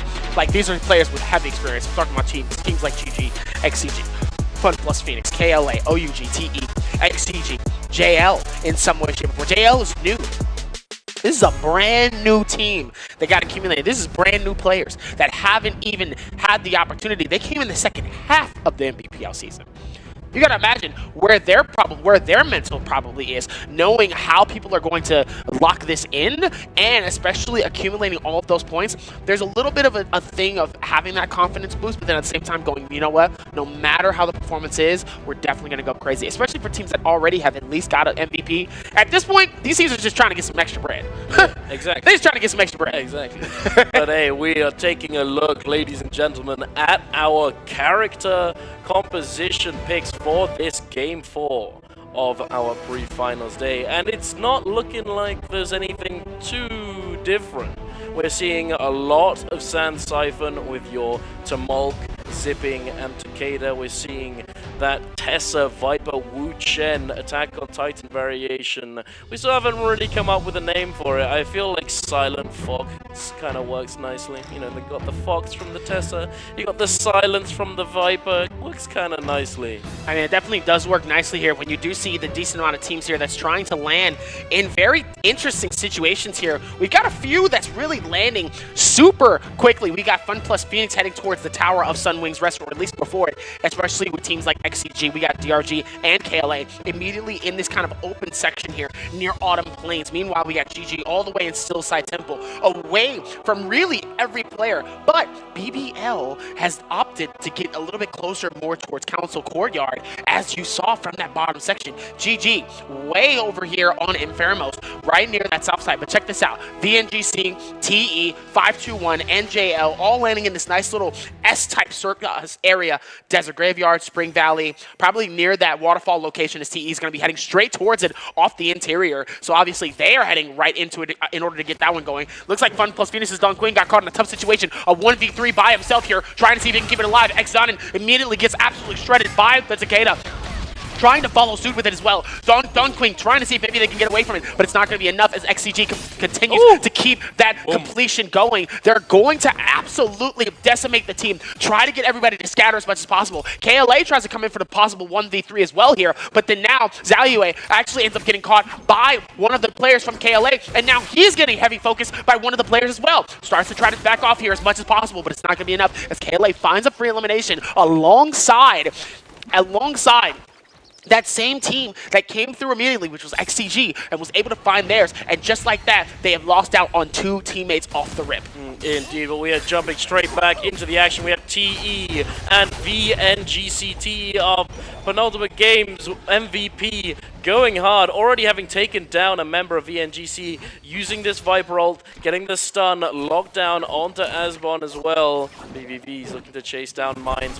He's desperately trying to make some space, but unfortunately, ooh, I say that, he does get the parry, but it's kind of an unwinnable situation here, and the desperation kicks in, and he sends out the Soul Break, and VVV takes full advantage. TE picking up 3 eliminations off the rip. Very nice to see that they are not slowing down. So I wanted to talk about this timing attack from KLA. They spawn out next to these little buildings, next to the trees. They pick up some fireflies, they grab the minimum loot that they need, and they come in at the perfect time to third-party XCG and FPX. Unfortunately for FPX, they weren't able to come out on top, and they ended up getting picked up by XCG and also by KLA. It is what it is. Not having much loot, not having those fireflies, it is a very hard situation to come out on top of. But DRG, they're looking to potentially collapse onto XCG here. Wu Xin, it looks as though he has spotted him out. Nai HQ grappling up to the top of this cliff, trying to put some distance between himself and DRG, trying to get back with his team. They don't have ultimates just yet. I think that's probably the main reason why they don't want to take this fight. Not having that Takeda ultimate nor the zipping ultimate would be very detrimental to this fight's performance. DRG doesn't look like they want to let them go without a fight. They keep grappling. They do have quite a few, so they are going to be able to keep up with them, but are they going to full engage? There is always the risk of a third party, but up here in the top, the tippity top right of the map, there aren't all that many teams lurking. It might just be these 2, and they're looking to engage. DRG, Sansi with that F1, popping it, trying to get in there, trying to peel for his teammate Corky, taking a lot of damage, forced to use that zipping ult relatively early. Parry coming out, Corky getting caught in the middle here. He's trying his best to stay on the move, trying his best to stay alive. Sansi using that ult, he does get the peel with that Furin's Blast. Sansi goes for the parry, but unfortunately he's not able to get the connection. DRG, they seem to be falling apart. Wu Xing extremely low. Wu Xing finally gets taken down. Sansi sending out those fan blue focuses. He catches Zhao Nan slipping. He doesn't get the jump parry. Unfortunately, he's now in a 1v2 situation. He does pick up the Soul Bloom. He's trying his best to salvage the situation. HQ now with that F1, negating all the pressure from the blue focuses. And there it is. XCG turn the fight. XCG doing a great job of squishing Sanzi into that space where literally he had nowhere to truly go. Like, it definitely was absolutely like a tough situation where Sanzi really couldn't actually go. He just had to fight that. Meanwhile, back in this situation, the totem comes in though. Varia also comes in. Yodohime also pops his ulti as well. Literally is going to almost stop the ulti coming in from the Yodohime. But Yoda was literally going to be able to back off that and actually get in a space where the Viper Eye could not actually see them and does not collect for the stun. Meanwhile, Aspen, with that Terracotta Warrior, trying to see if maybe they can close out a gap here and getting some hits off of the character. It looks like they will be able to here as HLG is going to be able to complete 2 eliminations onto 5-2-1. Beautiful elimination onto 330 from Asbon. Asbon trying to get a decent kill here from that Terracotta Warrior. Able to do a whole lot here as that Tesla's going to be able to pop him with that stun here and maybe be able to get that one going as they are able to here. Nice totem call in that moment here. Misses out, but the stun's going to catch Asbon. Beautiful blue charge here, trying to see if they can collect it. Player trying to see if maybe they can get some nice hits off that as well, but the rest of the team is going to decide to back off that as GG and the rest of the squad are going to take that Wushin and dip out of there. Meanwhile, back on this side here, it looks like it's KLA might have found a free pick, and that's from the team of GG. As Muskia sadly does get eliminated out of this. LXM trying to see if they can back off this. Waiting for the blue charge here on both sides here. Waiting for it with the beautiful parry. Hits him with the Reza, but sadly the stun is going to stop the Reza from continuing. And just like that, KLA is able to successfully secure the elimination on LXM and the rest of Team GG. Now they're going to go for their own resurrection. Actually, I take that back. Their Wushin is still alive in GG. He is still alive. He was able to escape. I think GG has, surely they have reses now, surely. I don't think that we've seen them get taken down so far in this game, but KLA, again, with the perfectly timed third party, coming in, having been lurking around the area after having come down from Sunwing's rest, looking for yet another timing attack, and they manage to do it, and they come out with another few kills. Doing it an excellent job, like just demonstrating how good their hunting paths really are, how refined and how thought through these pathing options are. Very nice to see KLA picking up 4 kills on the board, XCG on 4, TE on 3, but we're heading on over down to the southeast of the map. HLG engaging here with that Moonbane. JL, they are not about that life. They do not want to be moonbane surfing and fighting within that very dangerous environment. And HLG, unfortunately, they're not going to be able to capitalize all that much off of this moonbane commitment. What are these? They didn't look as though they had all that much to work with. Regardless, JL are going to be very happy that they avoided this rather dire situation. But here we are with the NGC and KLA yet again. Minds forced to use that Yodohime ult after taking a decent amount of damage. KLA with the Deto rounds trying to apply some pressure, but TE are coming in and collapsing onto KLA. KLAU just getting absolutely obliterated, and this is probably the worst person that could have been taken down here as well. The Wuchen takes away their safety net, their teleport to escape. And unfortunately for them, KLA get caught between a rock and a hard place. VNGC now, they want to take full advantage of this though, yeah. As TE has used their ultimates, they are in a really good spot to try and push this advantage. They have that Feria and that Yueshan ult. They're trying to close the gap. TE, they're on their way over to the south. There are some Fireflies down there, so they're probably pathing directly over to them to try and alleviate that pressure. Heading down, HLG and JL. Speaking of pressure. Again, yeah, the pressure's coming in. XI with that Viper ult, managing to get the Dragon Slayer onto PPY. But Hunt coming in with the peel. Doesn't look as though XI is going to be able to come out alive here, though. He's so unbelievably low. He's desperately trying to do something. His teammates coming in. The Tessa AS trying to peel for him. One Fang also extremely low. JL seem to be falling apart at the hands of HLG. HLG are trying to push the issue. Very nice and fancy. HLG Han takes down the Viper. That was decently well in style here as we're already going into the realm of Yang here, seeing this Sand Siphon already come out as OUG's the King is going to get doubled up by 2 XCG XCG players as Alex exits down and immediately trying to follow suit as Night is going to 1v1 the double S here in this moment. Both Takeda Strike's going to be able to come through at a decent time. Nice blocks as well. Trying to see if they can overtake this nice moment here as both Takeda's going to come through. Trying to get some problems here as Nice Q immediately gets denied from the parry as double S is going to absolutely try to get that call and take that bluff away from them, as now still going to try to see if maybe they can find it, as double S is now getting caught in tough space here. 1v1 between him and Zenyu. Beautiful takedown as well here. Almost snatches up the weapon from him as well here. Dangerously low, but double S ends up getting eliminated and called for that moment here, as the rest of XCG now comes down to a 2v3. Very tough in this situation here. Really hard to figure that out here at XCG. It's going to read them like a book. Well-timed defenses from each side here. XCG really seeing that moment, really prioritizing it when that came through. And obviously, those parries really being strong in moments when it's absolutely needed. It's not necessarily about focusing on when those parries happen. It's about how they're able to synergize that with some of the other players, especially when you have a Takeda on your team that can really help out in many different ways and different angles, when it's not really about who you're fighting with currently. It could just be who's right next to you. Now, coming back towards it with XCG, they're going to have that Verbilion's Burst Mine. They're going to have all of that as well, on top of Fun Plus Phoenix also winning their Realm of Yang as well. So we'll probably be able to catch that on the replays here and see what happened with that team here, because they actually lost their first Realm of Yang here. So to see them come back here with a decent stack here is pretty good, as it looks like now we're going to be able to rosy on over to the next space here. And it looks like they're going to be finding TE right in the front here. Could be a decent run back for them too, because they did lose to that team of TE.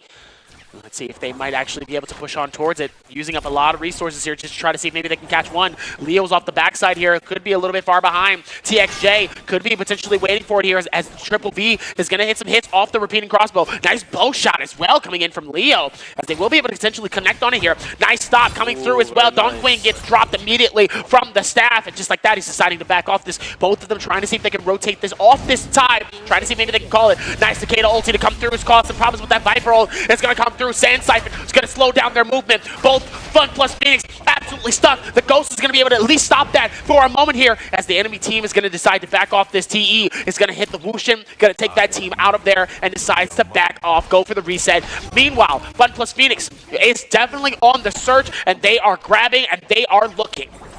Absolutely. The TE, though, they have had the presence of mind to head right on over to where the Fireflies have spawned, but I think they noticed that they have already been taken. They've already been eaten up, unfortunately, for TE. They're trying to win this fight out, though. They're turning back around. Water does have that zipping ultimate ready to go for FBX, but the flank, the huge flank coming in from those dual halberds doing so much damage. The Tessa ultimate doing so much work for TE, and FBX are falling apart. They were in a good position initially, but not so much anymore. Donking, he's trying to get as much value as he can out of this purple fan. He's trying his best, but he's just getting juggled, and TE really demonstrating how much value you can truly get out of that Tessa. Very, very well played from TE.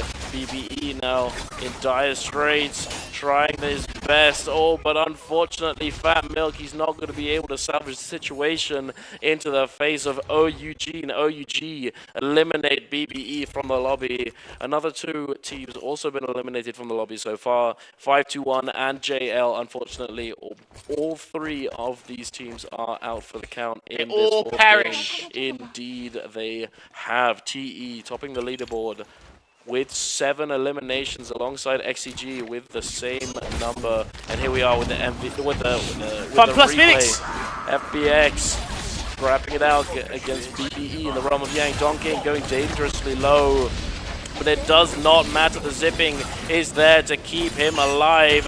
Parry's going left and right. Snack trying to get a lot of value, but unfortunately he's not really able to capitalize. Oh, Donking gets stuck in the wall there, but Tamalquist coming in from his teammate. Donking able to capitalize on that and equalize that health pool. Fat Milk, he's trying to come in. He's just getting it chipped away at by this fan. Donking being an absolute menace here. Ibin coming in with that pulse sword, but unfortunately he's a little bit late. He had to get that reset, but the... Sounds like you're saying your name. Donking, yeah. No, it sounds like you're saying dunking. Yeah, it does sound. Donking and dunking do sound very similar. I have thought this many times before. I feel like, my boy, he's got a cool name. sounds like you're just saying your name. Like, hold on, wait a minute, hold on. And you got into the English accent now. Yeah, you've got me stuck here. Congratulations. Now you're stuck with this for at least this game. We've got British Derby here, ladies and gentlemen. It's here for us, but now Dunk. See, I say Don Queen. So I try to hit the Q in some way to like try to diversify the sound of it. Don Queen. It's hard though as well when you're trying to do it really fast. You're right. I mean that's fair. That's fair because then it starts to blend. Which, Exactly. That kind of becomes Exactly, its darling, own thing. indeed. It becomes its own thing in general here. As we look at it, it looks like there's still a lot happening here between KLA, VNGC, and XCG. All the way on the top stretch here as GG is going to be all the way completely in by themselves here. It looks like they're all going to be fighting this out here in this round of Yang. It looks like it has a gentleman's agreement just to make sure that at least one team is going to land inside of that. The question is, who is going to be the one that goes in and who's going to fight it out here? So it looks like none of them decide not to, and XCG actually prevents them from going through, and it looks like XCG is going to snake them for the opportunity as KLA is going to absolutely use this for their moment, as now Roy, he actually ends up getting eliminated, unfortunately.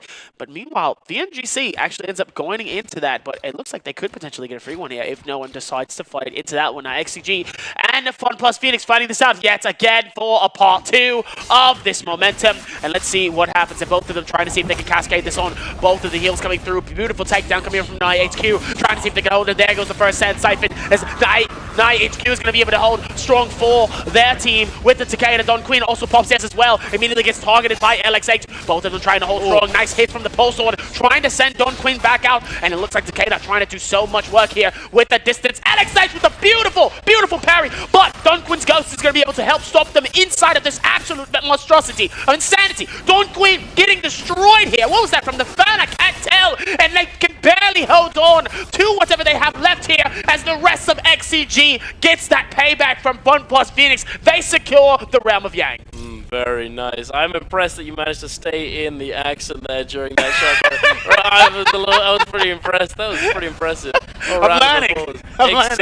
Exactly. No, hey, XCG bound to be pretty happy about that one. They take down FPX. Just one of those teams that have been gunning for that top position on the leaderboard.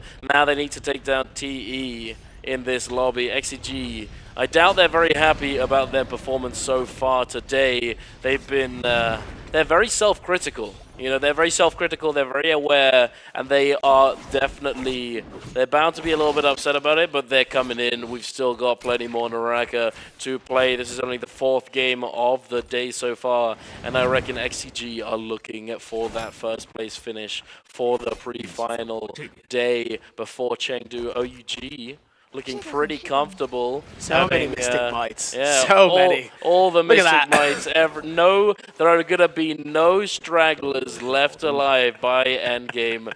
All of these bell buffs, all of this revealing of the terrain and of your surroundings is going to be very hard to stay hidden if you are all on your own. But OG, not all that many kills. 5 kills is pretty decent, but they're looking pretty stacked. Here we are, the Realm of Yang, the 3 versus 2 situation for VNGC. Very unfortunate for them. They did get grief going into that portal.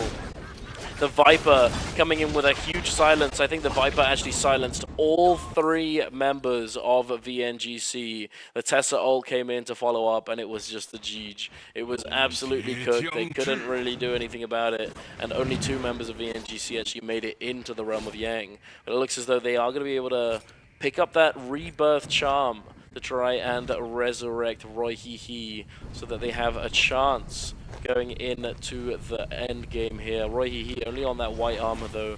Not the best kind of armor you don't really want. You don't really want blue and white. Yeah, exactly. It looks as though they are going to be getting aggressive yet again. They still have that Yang depletion on 2 members of the NGC, Asbon and Mines, and need to find a way to cleanse this. Xiaohu taken down really low here. The Tumulgol having come out, Donking trying to appeal for Xiaohu. I'm gonna peel him. Yeah, get out of here, bro. It's all good. I got this. I got you, bro. Soul Shatter on donking. A really, really hard J to deal with. But Xiaohu, he wants blood. He's back in there. He's just going in 1v2. He does not seem to care. He has no ultimate. This is not the place you want to be, big dog. The Yueshan coming in, doing damage. Xiaohu somehow still alive, but it looks as though they've attracted KLA, they've smelled blood in the water. FVX, that they don't want to let VNGC get away with this, and they take down Roy Hee. They're on the chase. They want to get these kills before KLA can come in and engage. But it looks as though GG have turned up. Ooh. LXM nearly getting the stun onto both the Tumulk and the Zipping, but Xiaohu able to iframe through that stun activation with that Tumulk F, but unfortunately for the Zipping, it appears as though he did get taken down. I think he did. Yes, he did. He did just get fully obliterated by this team. Unfortunately, KLA finally dipped their toes into the situation and now on the chase for FPX Don King. Good timing though, coming in from them as well. On top of TE, they're still in the lead here. 8 eliminations in total, 75.8. So obviously split it in half. It's actually going to be pretty handsomely for so far. Indeed, as XCG. As yeah. Pretty handsomely indeed, yes. I hate you. Bro, I can just tell he's going to say something. I just know it. I just passed it off to him and he just starts talking in the accent. I'm like, bruh. I told you you're going to experience it until the end of this game. I'm going to snap back out of it. But for now, you're stuck with him until at least the last game, until we find who is going to be our winner for our game 4. As we're looking in here, Dining the Rebirth, Chong, Fine Plus Phoenix is going to be able to get their full team back out of here. But it looks like it's not going to be too long worry, as OUG is going to find Xinyu inside of the rotation, but outside the circle entirely. Is not able to do enough, but Don Queen is back. And he's still going to be able to hold the team at least strongly, and so is Walter. But they still have a lot to do as the circle tick is still coming in, and it's very, very painful right now as they're going to have to close this in, as it looks like KLA is going to actually find Walter on the roof, and sadly, now it's just him by himself. It's just Don Queen. Just poor little Don King all on his own. He did drop that money in the zone there. I think he was dropping it in case he got spotted out by these members of the enemy team. Oh, look at 330 though. 330 dangerously low here. It looks like LXM is actually going to get found and 1v2'd in this situation, trying to see if they can get out of here, as well as trying to close in this gap. Trying to get out as much as possible. He's just trying to slowly close in this gap. The dagger able to actually come through. Sorry, that's the fan. The fan is just so powerful and it's so fast. You see how much of a gap that it took for him to be able to pop his Q and then still be able to manually go all the way over there just as fast as possible. He's flying in certain situations here. The tracking on the fan grapple. It's insane. It's so good. It's so unbelievably good, and it's why we've just been seeing the fan left and right every single game. So many of these players have been opted to use it. It just quite frankly is the best of both worlds. You have that increased mobility, you have the damage, you have that range pressure. It is so unbelievably good. But hey, you know what else is unbelievably good? XCG's performance this game. They have managed to pick up 11 eliminations so far. TE are on 8, KLA on 7, OUG on 6, FPX on 5, HLG on 7 as well. Unfortunately for GG though, they are not looking too good this game. They've only managed to pick up 2, and they are in a very, very tough situation. I think only one member still alive. And one of them has just been taken down. TE! They're falling apart here. VVV in a bad spot. Also use that ultimate. Trying to get the stun, trying to alleviate the pressure, but OUG are not going to let him go. They are on the hunt. Where's that bow coming from? The bow's coming from out of nowhere. OUG's being straight up chased, and straight up chasing Triple V. They're trying to figure out the... Oh no. It's his teammate. I actually thought there was going to be another teammate. I thought it was another teammate. I was like, he just happens to see him right there. As they're gonna, it looks like, yep, KLA actually ended up seeing exactly where they were here. As now he's just going to try to maneuver out. OUG actually trying to see if they can close in this gap between them and Triple V. Triple V making it so much harder for them here as they're just slowly trying to close in this gap. And here comes that Dreadful Whale, waiting for the opportunity for them to get out of there here. And he said, you wish you could join into this. If you finally get into this, you're going to get a healthy happening of not seeing anything, because you're just going to see a nice little blade coming through in every which way, shape, or form here. It's the only thing that's keeping Triple V alive here in this moment, as he has to be able to move this away. The circle tick is going to be absolutely disastrous for Triple V, as now he has to try to see if he can maneuver away from him, as it's not going to be enough, as he immediately gets eliminated by OUG Zinyu. They've been chasing this man this entire time, and they finally was able to get it, but it looks like nobody's going to take the Dreadful Whale away from him. That circle tick is going to absolutely be devastating for some of these players if they go outside of that circle. Now, going back to the top of the order, KLA able to get some nice feeds, but XCG finding these 1v3s, finding these players and stragglers like an absolute desolate rabbit, just so stuck and injured, can't do anything, and they find them, just a free meal for them to eat and absolutely destroy here, as now they're caught up top, trying to see if they can hold it together here. Fun plus Phoenix actually trying to continue to keep this gap away from KLA. KLA actually getting sizzled here by that barbecue number 3 with a Sprite. On top of that, a CXZ trying to see if he can get out of Dodge's way as well, but Burntick being absolutely devastatingly in that situation. You have to be able to get out of there and separate himself from the rest of the team. Now, still going to try to corner them. KLA trying to catch up to OUG here, as you have to be careful. Double S trying to hold it together up top here. Does not actually want to give up the cliffside, but it looks like they're going to have to here, as KLA is going to keep that same pressure, and so is those cannons. Indeed, they're all going to be forced to move very shortly into that safe zone. 10, 9, 8 seconds left on the clock, and the zone is going to start pushing them out of these buildings, out of all the nooks and crannies. Speaking of a GG Miskia with that white armor all on his own, trying to stay as inconspicuous as possible, but it looks as though OUG has spotted him out. Ooh, absolutely obliterated. Those gold dual blades are doing work. SS, I think he also has that cavalry bloom. He is going to be running around, mowing that lawn in this endgame. This is a very interesting endgame. We have quite a lot of trees just on their way in, but as soon as it gets to the actual endgame, is going to be, I think it's pretty close to the bridge there, where that water wheel ends up being after it's broken on the other side of Celestra. It's going to be quite hard to maneuver around. There aren't all that many places to hide. Oh, no, it is going into the zone. So we got a little bit of open space down here. Few trees to work with, so these Vipers are going to be happy being able to lurk at the top of the trees and drop down with those ultimas. But, ooh, tell you who's not happy right now. XCG taking a lot of damage. LXH, he's being burned by that flame breath on the cannon. He's trying to find a moment to heal up. All of these cannon shots coming in, doing so much work, forcing Xiaonan to use that zipping ultimate to keep them alive. And it looks as though the Cannoneers, they're happy with that resource burned. They're going to probably come back in and try and shoot a little bit more, but they may have turned their attentions onto the other side. But KLA, they've turned their attention onto FBX, and Don King gets cooked in this little building. 1v3. Unfortunately for him, he's not got his teammates there to help him. His zipping has already been taken down, and now it's a lone tumult for FBX. I'm not sure where he is for the moment. The KLA are very happy they've managed to secure this area for themselves.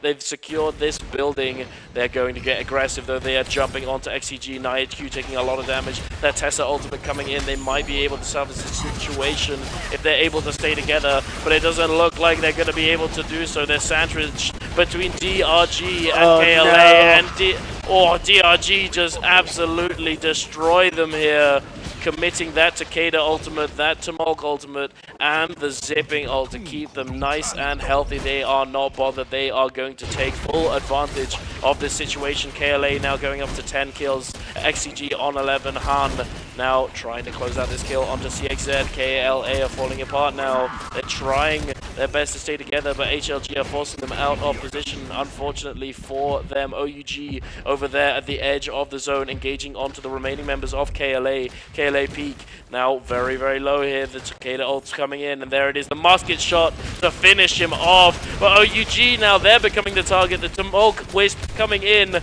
locking them down. Not all that much damage coming through for the moment. The King still has that zipping ultimate available, and Jinyu has that Tumulk ult ready to go. He's ready to throw out that pocket sand and keep his teammates alive. But speaking of being alive, Xiaohu, he is on his last legs. He's been hit by that fire tick. He's trying to go up the tree. He's trying to move around as much as he can, but he can't manage to do it. DRG, Sansi takes him down. Han tries to come in with that blue focus release, but he's not able to get it past Wuxing. He sends it back down the hill.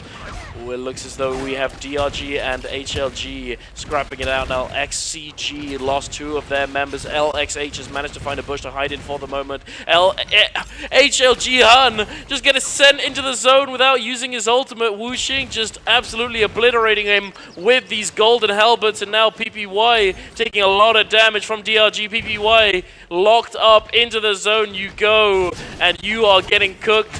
My good sir. OUG though, they're coming down from the top ropes. They've come down with those dual blades that I told you he was gonna be cooking. I told you he was gonna be mowing the lawn, and he's coming in and he's absolutely obliterating Wuxing. Wuxing, he's trying his best to do something. He manages to find the parry. He gets that parry. SS. He's not done just yet, but he is getting lower and lower.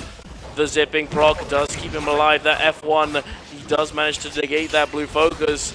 He's trying to come in. He manages to find it just a little bit, but he gets flanked in the back by Corky. Corky preventing him from having the fun that he wants to have. Tumult Wisp. Oh! Whoa! That was a lot of damage. And SS, oh no, he's stuck in the zone, and there it is. DRG, 2 members alive. 5 people. Oh, not anymore. Did you see this guy? He's just coming in left and right with these scale rushes. LXH is still alive. He's still cooking. He's got that flame breath. He's trying to take it home for his team, but he can't manage to do it. He gets parried by Cuckoo, and they take it home. The timing of that here, being able to find that from HLG. HLG really struggling here. DRG really surprising us here with a massive comeback, securing some of those 1v2s in those moments, struggling to try to find that ending towards all of that with everything going on. They really tried as hard as possible. DRG really finding every moment. The same thing with KLA. KLA finding these placements, finding the execution and the timing. The amount of heals coming in has to be insane for some of these players. Yes. They absolutely held it so well to their team here as they were solely struggling. It looks like XCG is going to win yet again. Obviously, most eliminations during that. Obviously was not able to at least secure that #1 placement for those 4 points, but was still able to at least get a top 3 in that game for their placement. So regardless, that was an insane display coming in from a lot of different teams. It wasn't just XCG that played that very well. That was DRG, HLG. There were fantastic moments coming in from all of them.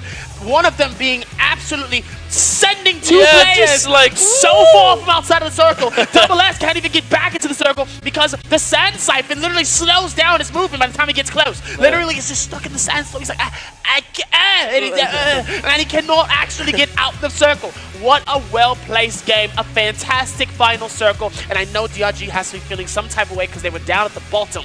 So with those couple of eliminations, probably a top 3 finish, that's a decent start to our half. Oh, absolutely. I was really struggling to keep up with all the different teams just coming in left and right. It was going back and forth non-stop.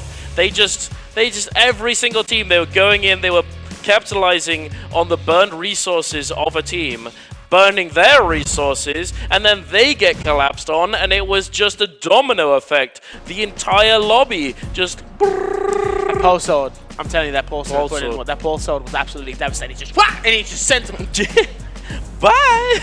See you later! See you next time! It's just absolutely insane here. Absolutely. It's just being able to like lock that down here with the rest of the teams. Like I said, DRG, HLG really holding strong here. At least getting that 2nd place placement for themselves here as XCG was still able to at least lock that down. But they still played that super well. I mean, I'm excited to see how the standings go towards that. But yeah, chat, it's going to be close at the top. Chat, you're hilarious. I just want to say that. Chat is absolutely... If you would have saw what Chat was... Chad was hilarious about my voice. I was like, listen. I was trying. Somebody was like, I need him at least like spiffy. At least once. Spiffing, darling. Indeed. Would you like a cup of tea, old chap? Would you like a cup of tea? Cup of tea with a biscuit. No, yes, Moxie was in chat and I was like, I swear to God, if he says Tuesday. I was like, I'm not like that. I'm not like that. No. I have more respect than that for that. For the culture. No. Yeah. I will not say that. I was like, no, we won't do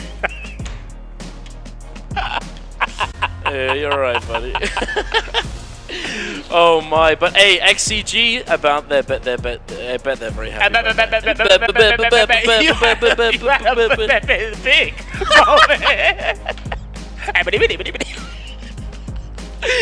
Okay. All right, okay. British accent gone. Okay, now back to what we were doing here, as we're gonna be able to. There's the W. Now we're back. 14 eliminations, 22.1 game score for XCG. But look at this, double digits all the way across the board for the top 4. Yeah. HLG with 11, This is what I'm KLA saying. with 11, and OUG with 10. Everyone just going absolutely crazy in this lobby, having the Fireflies there. All of these teams just cooking up a storm. I'm surprised it wasn't a little bit closer at the top end, but 22 to 19, that is very, very close. HLG, they're probably rather upset that they weren't able to close out that MVP for themselves, but hey, it is what it is. They still get a huge game. KLA as well with another 11 kills, 16.3. Not able to get that multiplier secured, unfortunately, but hey, not too bad. Top 3 OUG 13.5, 10 kills. Going out a little bit earlier. The multiplier is going to a little bit lower. TE and DRG 9.3. TE kind of in a... It's just not... Unfortunately, they weren't able to stay together. They got caught out in the open between all the different teams. VVV was trying his best to stay alive with that dreadful whale, but unfortunately, it just was not enough. But here we are taking a look at XCG.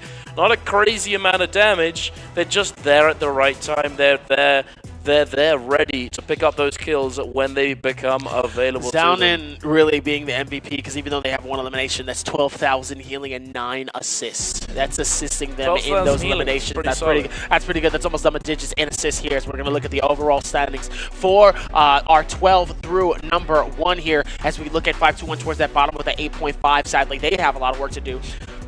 And they have 2 games to do it as we look at DRG, finally able to cook something with that 9.3, able to back it up from that 8-point game they had in their game number 3. And obviously HLG, it takes 1 game to pop off, ladies and gentlemen, and now they're in top 7. Just like that, they're in top 7 now. As we look back here towards the top of it as well, look at this. Fun Plus Phoenix, 22.8 in their game 3, and now they're in that 5th place slot. But if you look at the average points here and how these players have been going so far, TE, 16.5, 26.4, 23.6, that 9.3, sadly unfortunate, but XCG coming through with that 22.1, putting him in that 2nd place. Yeah, they're looking to take back the 1st place spot for themselves that they have held so well so far in this tournament. Creeping back in, and hey, XCG, as I said, they're probably not very happy that TE has been taking the show, taking that limelight away from them, and they're coming in. They're going crazy. Huge game for themselves, and I'm sure they're probably gonna keep their foot on the gas. Well, have to. Knowing that there's 2 games left here, there's still a lot of anticipation, especially going to Chengdu here. They obviously want to at least maximize their moments here. We're looking at that back in 3 place here for our game number 4, knowing that XCG is the winner here. There were so many more parries than I would have ever heard in my life. The clangs coming in were absolutely insane, and really, you know when like you crack somebody and you hear that and you're like, oh, that was such a nice like forward hit for my brain.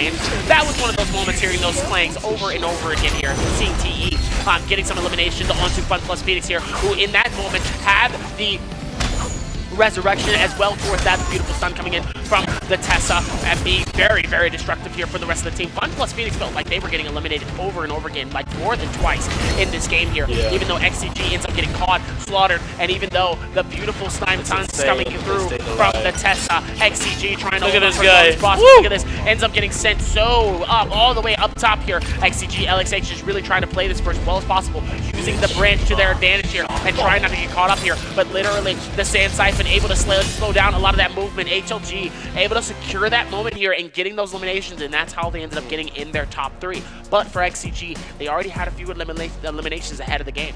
So regardless, that those extra points and those extra kills was able to do enough where no matter where their placement was for the top 3, they still were most likely going to win that game victoriously. At the very end there, they were so close. So close. So close. If HLG got that dub, this would be a different standing. This would have been a different standing. Yeah, that's what I'm saying. And also, the XCG with that cannon, with the flame breath, able to secure that final kill at the very end there, before he then went down to the member of HLG. Hey, that was huge. That was very nicely done. Just snipes away that kill for himself, and here he is, LXH with the focus light, blistering edge, rupture gale, soothing boon. Very slept on Jade, very, very useful in competitive, allowing you to conserve a lot of those resources. 18,500 damage, 6 assists, and 7 kills. Damage evenly spread between his cannon and his pole sword, but hey, he's been putting in work. And again, interesting pick up for the V2 on the Tumulk ultimate variation. Now, I'd like to talk about this a little bit. With our Tumulk ults, you have V1, lasts a little bit longer, doesn't have any special properties. V2, when you pop it down, it's a little bit shorter than V1, but it has this property that when you throw it down, it increases your stamina regeneration. Now with V3, a lot of you probably know what V3 does. V3, when you go through the wall of the ultimate through that cage, it refreshes your wisps. Now V2, we'll talk a little bit more about it. Speaking of refresh, yeah, hey, you know the drill, bro. Speaking of refresh, what is the highest score achieved in this match here? Is it going to be A, -16, B, 16 through 19, C, 20 through 24, or is it D, 25 plus? Make sure to put your answer in chat for your chance to win a random championship gift coming in for the World Championships here at the J Cup for 2023. There's still a lot coming into this, but back to what we're talking about here. Continue. Indeed. So with V2, the reason why quite a few teams are opting to go for V2, the second variation, which gives you that stamina, is that it allows you to actually come out on top in the Tumulk versus Tumulk mirror matchup. In that Sand Siphon mirror matchup, when you have both teams running that Takeda Tumulk zipping, you can then come out on top in the Tumulk versus Tumulk mirror with that V2, as you're going to have far more stamina and you're going to be able to move around a lot more and potentially peel for your teammates. Although the V3, which gives you those wisp refreshes on your F, allowing you to throw them out back to back to back, you get 5 maybe-ish from the ultimate. Right. Sometimes you're not able to fully capitalize on that. Sometimes you can't get all those whiffs hits and actually lock them down and get the damage, get the value. So having that V2, that extra stam, can be really, really helpful, allowing you to actually ult second sometimes and not have it be such a big detriment. Very, very interesting. There's a lot of intricacies when it comes in to these matchups between the mirror comps, taking just a tiny different, a little difference, just enough. Just enough. It can be very, very helpful, and it allows you to potentially come out on top in the mirror matchup. Now, you definitely said that here in terms of how it can be influential in your gameplay here and how it really helps you to keep that going. But some of the other Soul Jades, like, what do you think is also a very huge advantage here for some of the Soul Jades? Like, what Soul Jade, if you were to stick in your mind and you go, this is like, this is a game changer. This is the game changer. Hey, Rupture Gale, Flame Breath is, hey, that Jade, that is a win condition for pretty much all of these teams. Really? Yeah, it's absolutely a win condition. You need to have at least one member on your team with a cannon. And one of the reasons why all of these teams roll Jades in the shop is so that they can try and find these specific Jades. And one of them that they always like to have is Rupture Gale Flame Breath. Now that it's been combined into one, it's actually easier to get. Right. It's an extremely good Jade because not only does it give you the fire damage, because it's combined with Rupture Gale, you have that huge splash damage where you don't actually have to hit the cannonball onto the player or really close to them. You can hit very far away, and because the splash damage is increased with the Rupture Gale, it means that you apply the fire tick onto them. And we know, or Venom Tip. Or Venom Tip for the crossbow, also extremely strong, because then it allows you to burn through monks, and it allows you to apply that over time damage over time.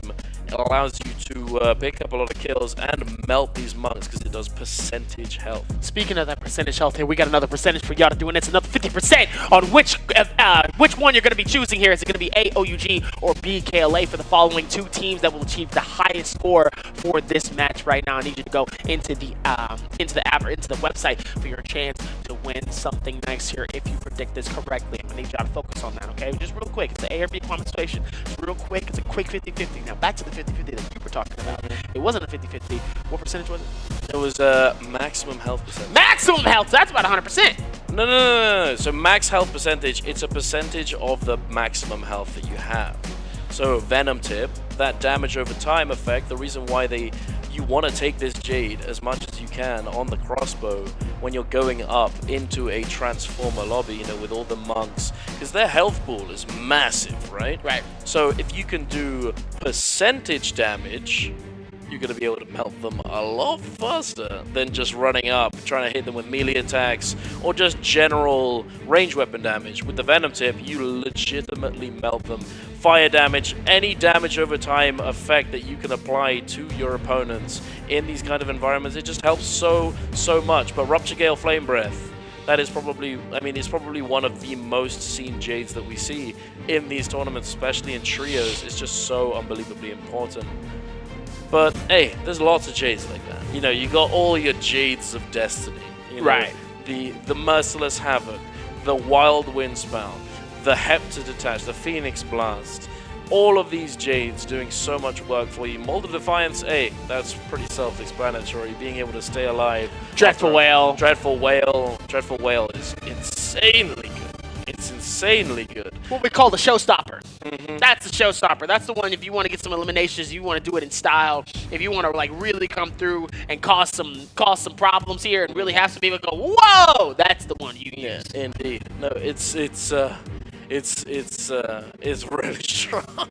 After they buffed it. So originally it didn't actually see all that much use. Although it was useful, it wasn't as good as it is now, because now it's gone from being purple focus state to gold, meaning that you can essentially section off an entire chunk of terrain for yourself and for your teammates with this gold focus attack, which is essentially uninterruptible unless somebody has a gold focus to throw in there and clank against it. Okay. So, hey, yeah, you just hold this entire area to yourself and you're chilling. You know, it's Hold not this. even. It's just Hold this. It's just a vibe. You know, you spam that Dreadful Whale, and nobody can really come in and do anything about it. They might be able to jump in, do a jump parry in, and try and parry you before it turns gold, because it starts blue.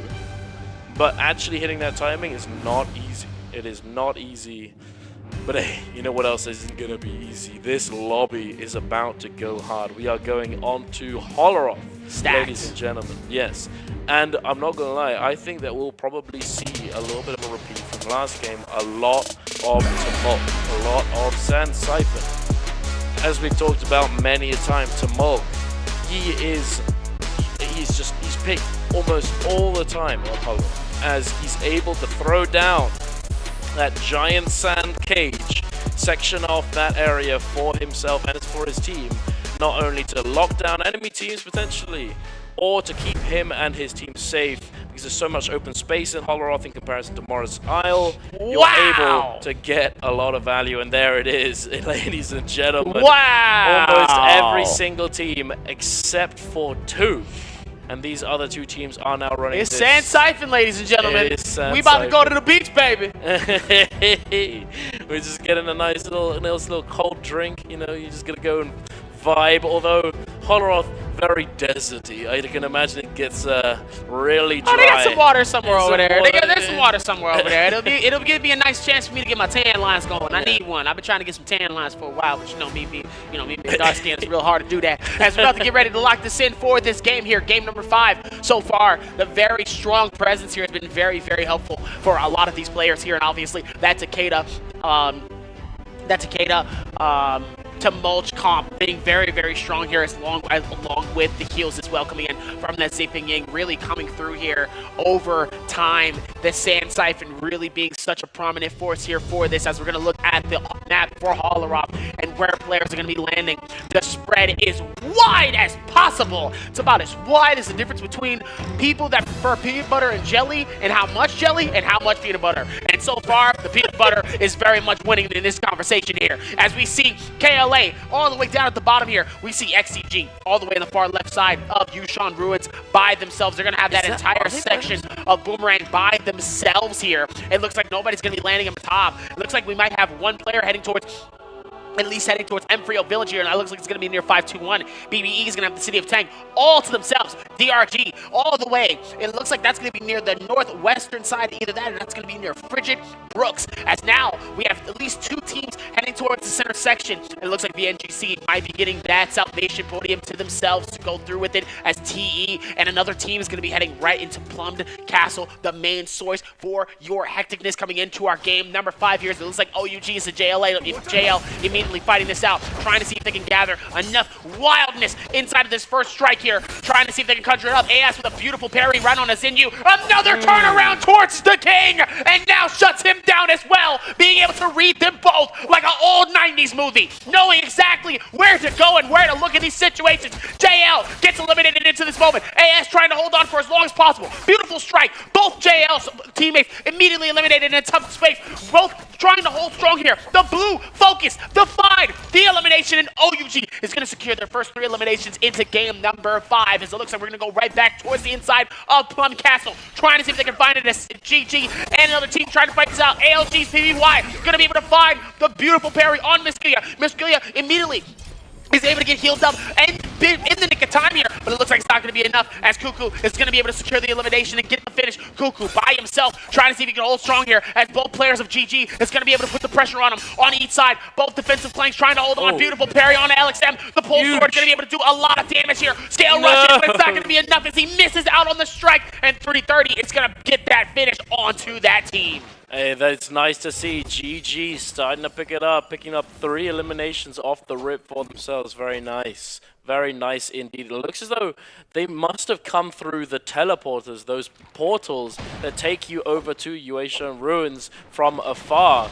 Because it did not look as though there were that many teams spawning there at the very beginning of the game, but we are heading back on over to OUG versus VNGC. And VNGC are caught in a really bad spot, but hey, they don't mind at all. They like to get oogly, and OUG, they are getting cooked here. Asbon now pulling out that Terracotta Warrior, pulling out that Yueshan ult. He's trying to make something happen with it. He's trying to close out these kills onto OUG. Jinyu, he's doing his best, but he's struggling. He's struggling to stay out of the clutches of the General. And VNGC may have closed this fight out, picking up 2 eliminations. Only 2. They're not managing to take down the king. They opt to go back and resurrect their teammate, but we're back over at Yueshan Ruins. GG scrapping it out against XCG. XCG pretty low here though, and it looks as though GG Misk is going to take him down. Now in a 3 versus 2 situation. He does get a huge release onto LXM though. Oh, he's somehow still going. He's still cooking, and XCG have managed to turn this fight beautifully. GG now on the back foot in a 1 versus 2 situation. Xiaonan and LXH make short work of him, and they come out on top of a very bad situation. Now heading back on over to the desert. BBE, speaking of bad situations, Fat Milk getting cooked by DRG Sansi with that Farrier mech, doing so much damage, locked inside the baby cage, the sand cage. To Mulk, just so oppressive at times, but hey,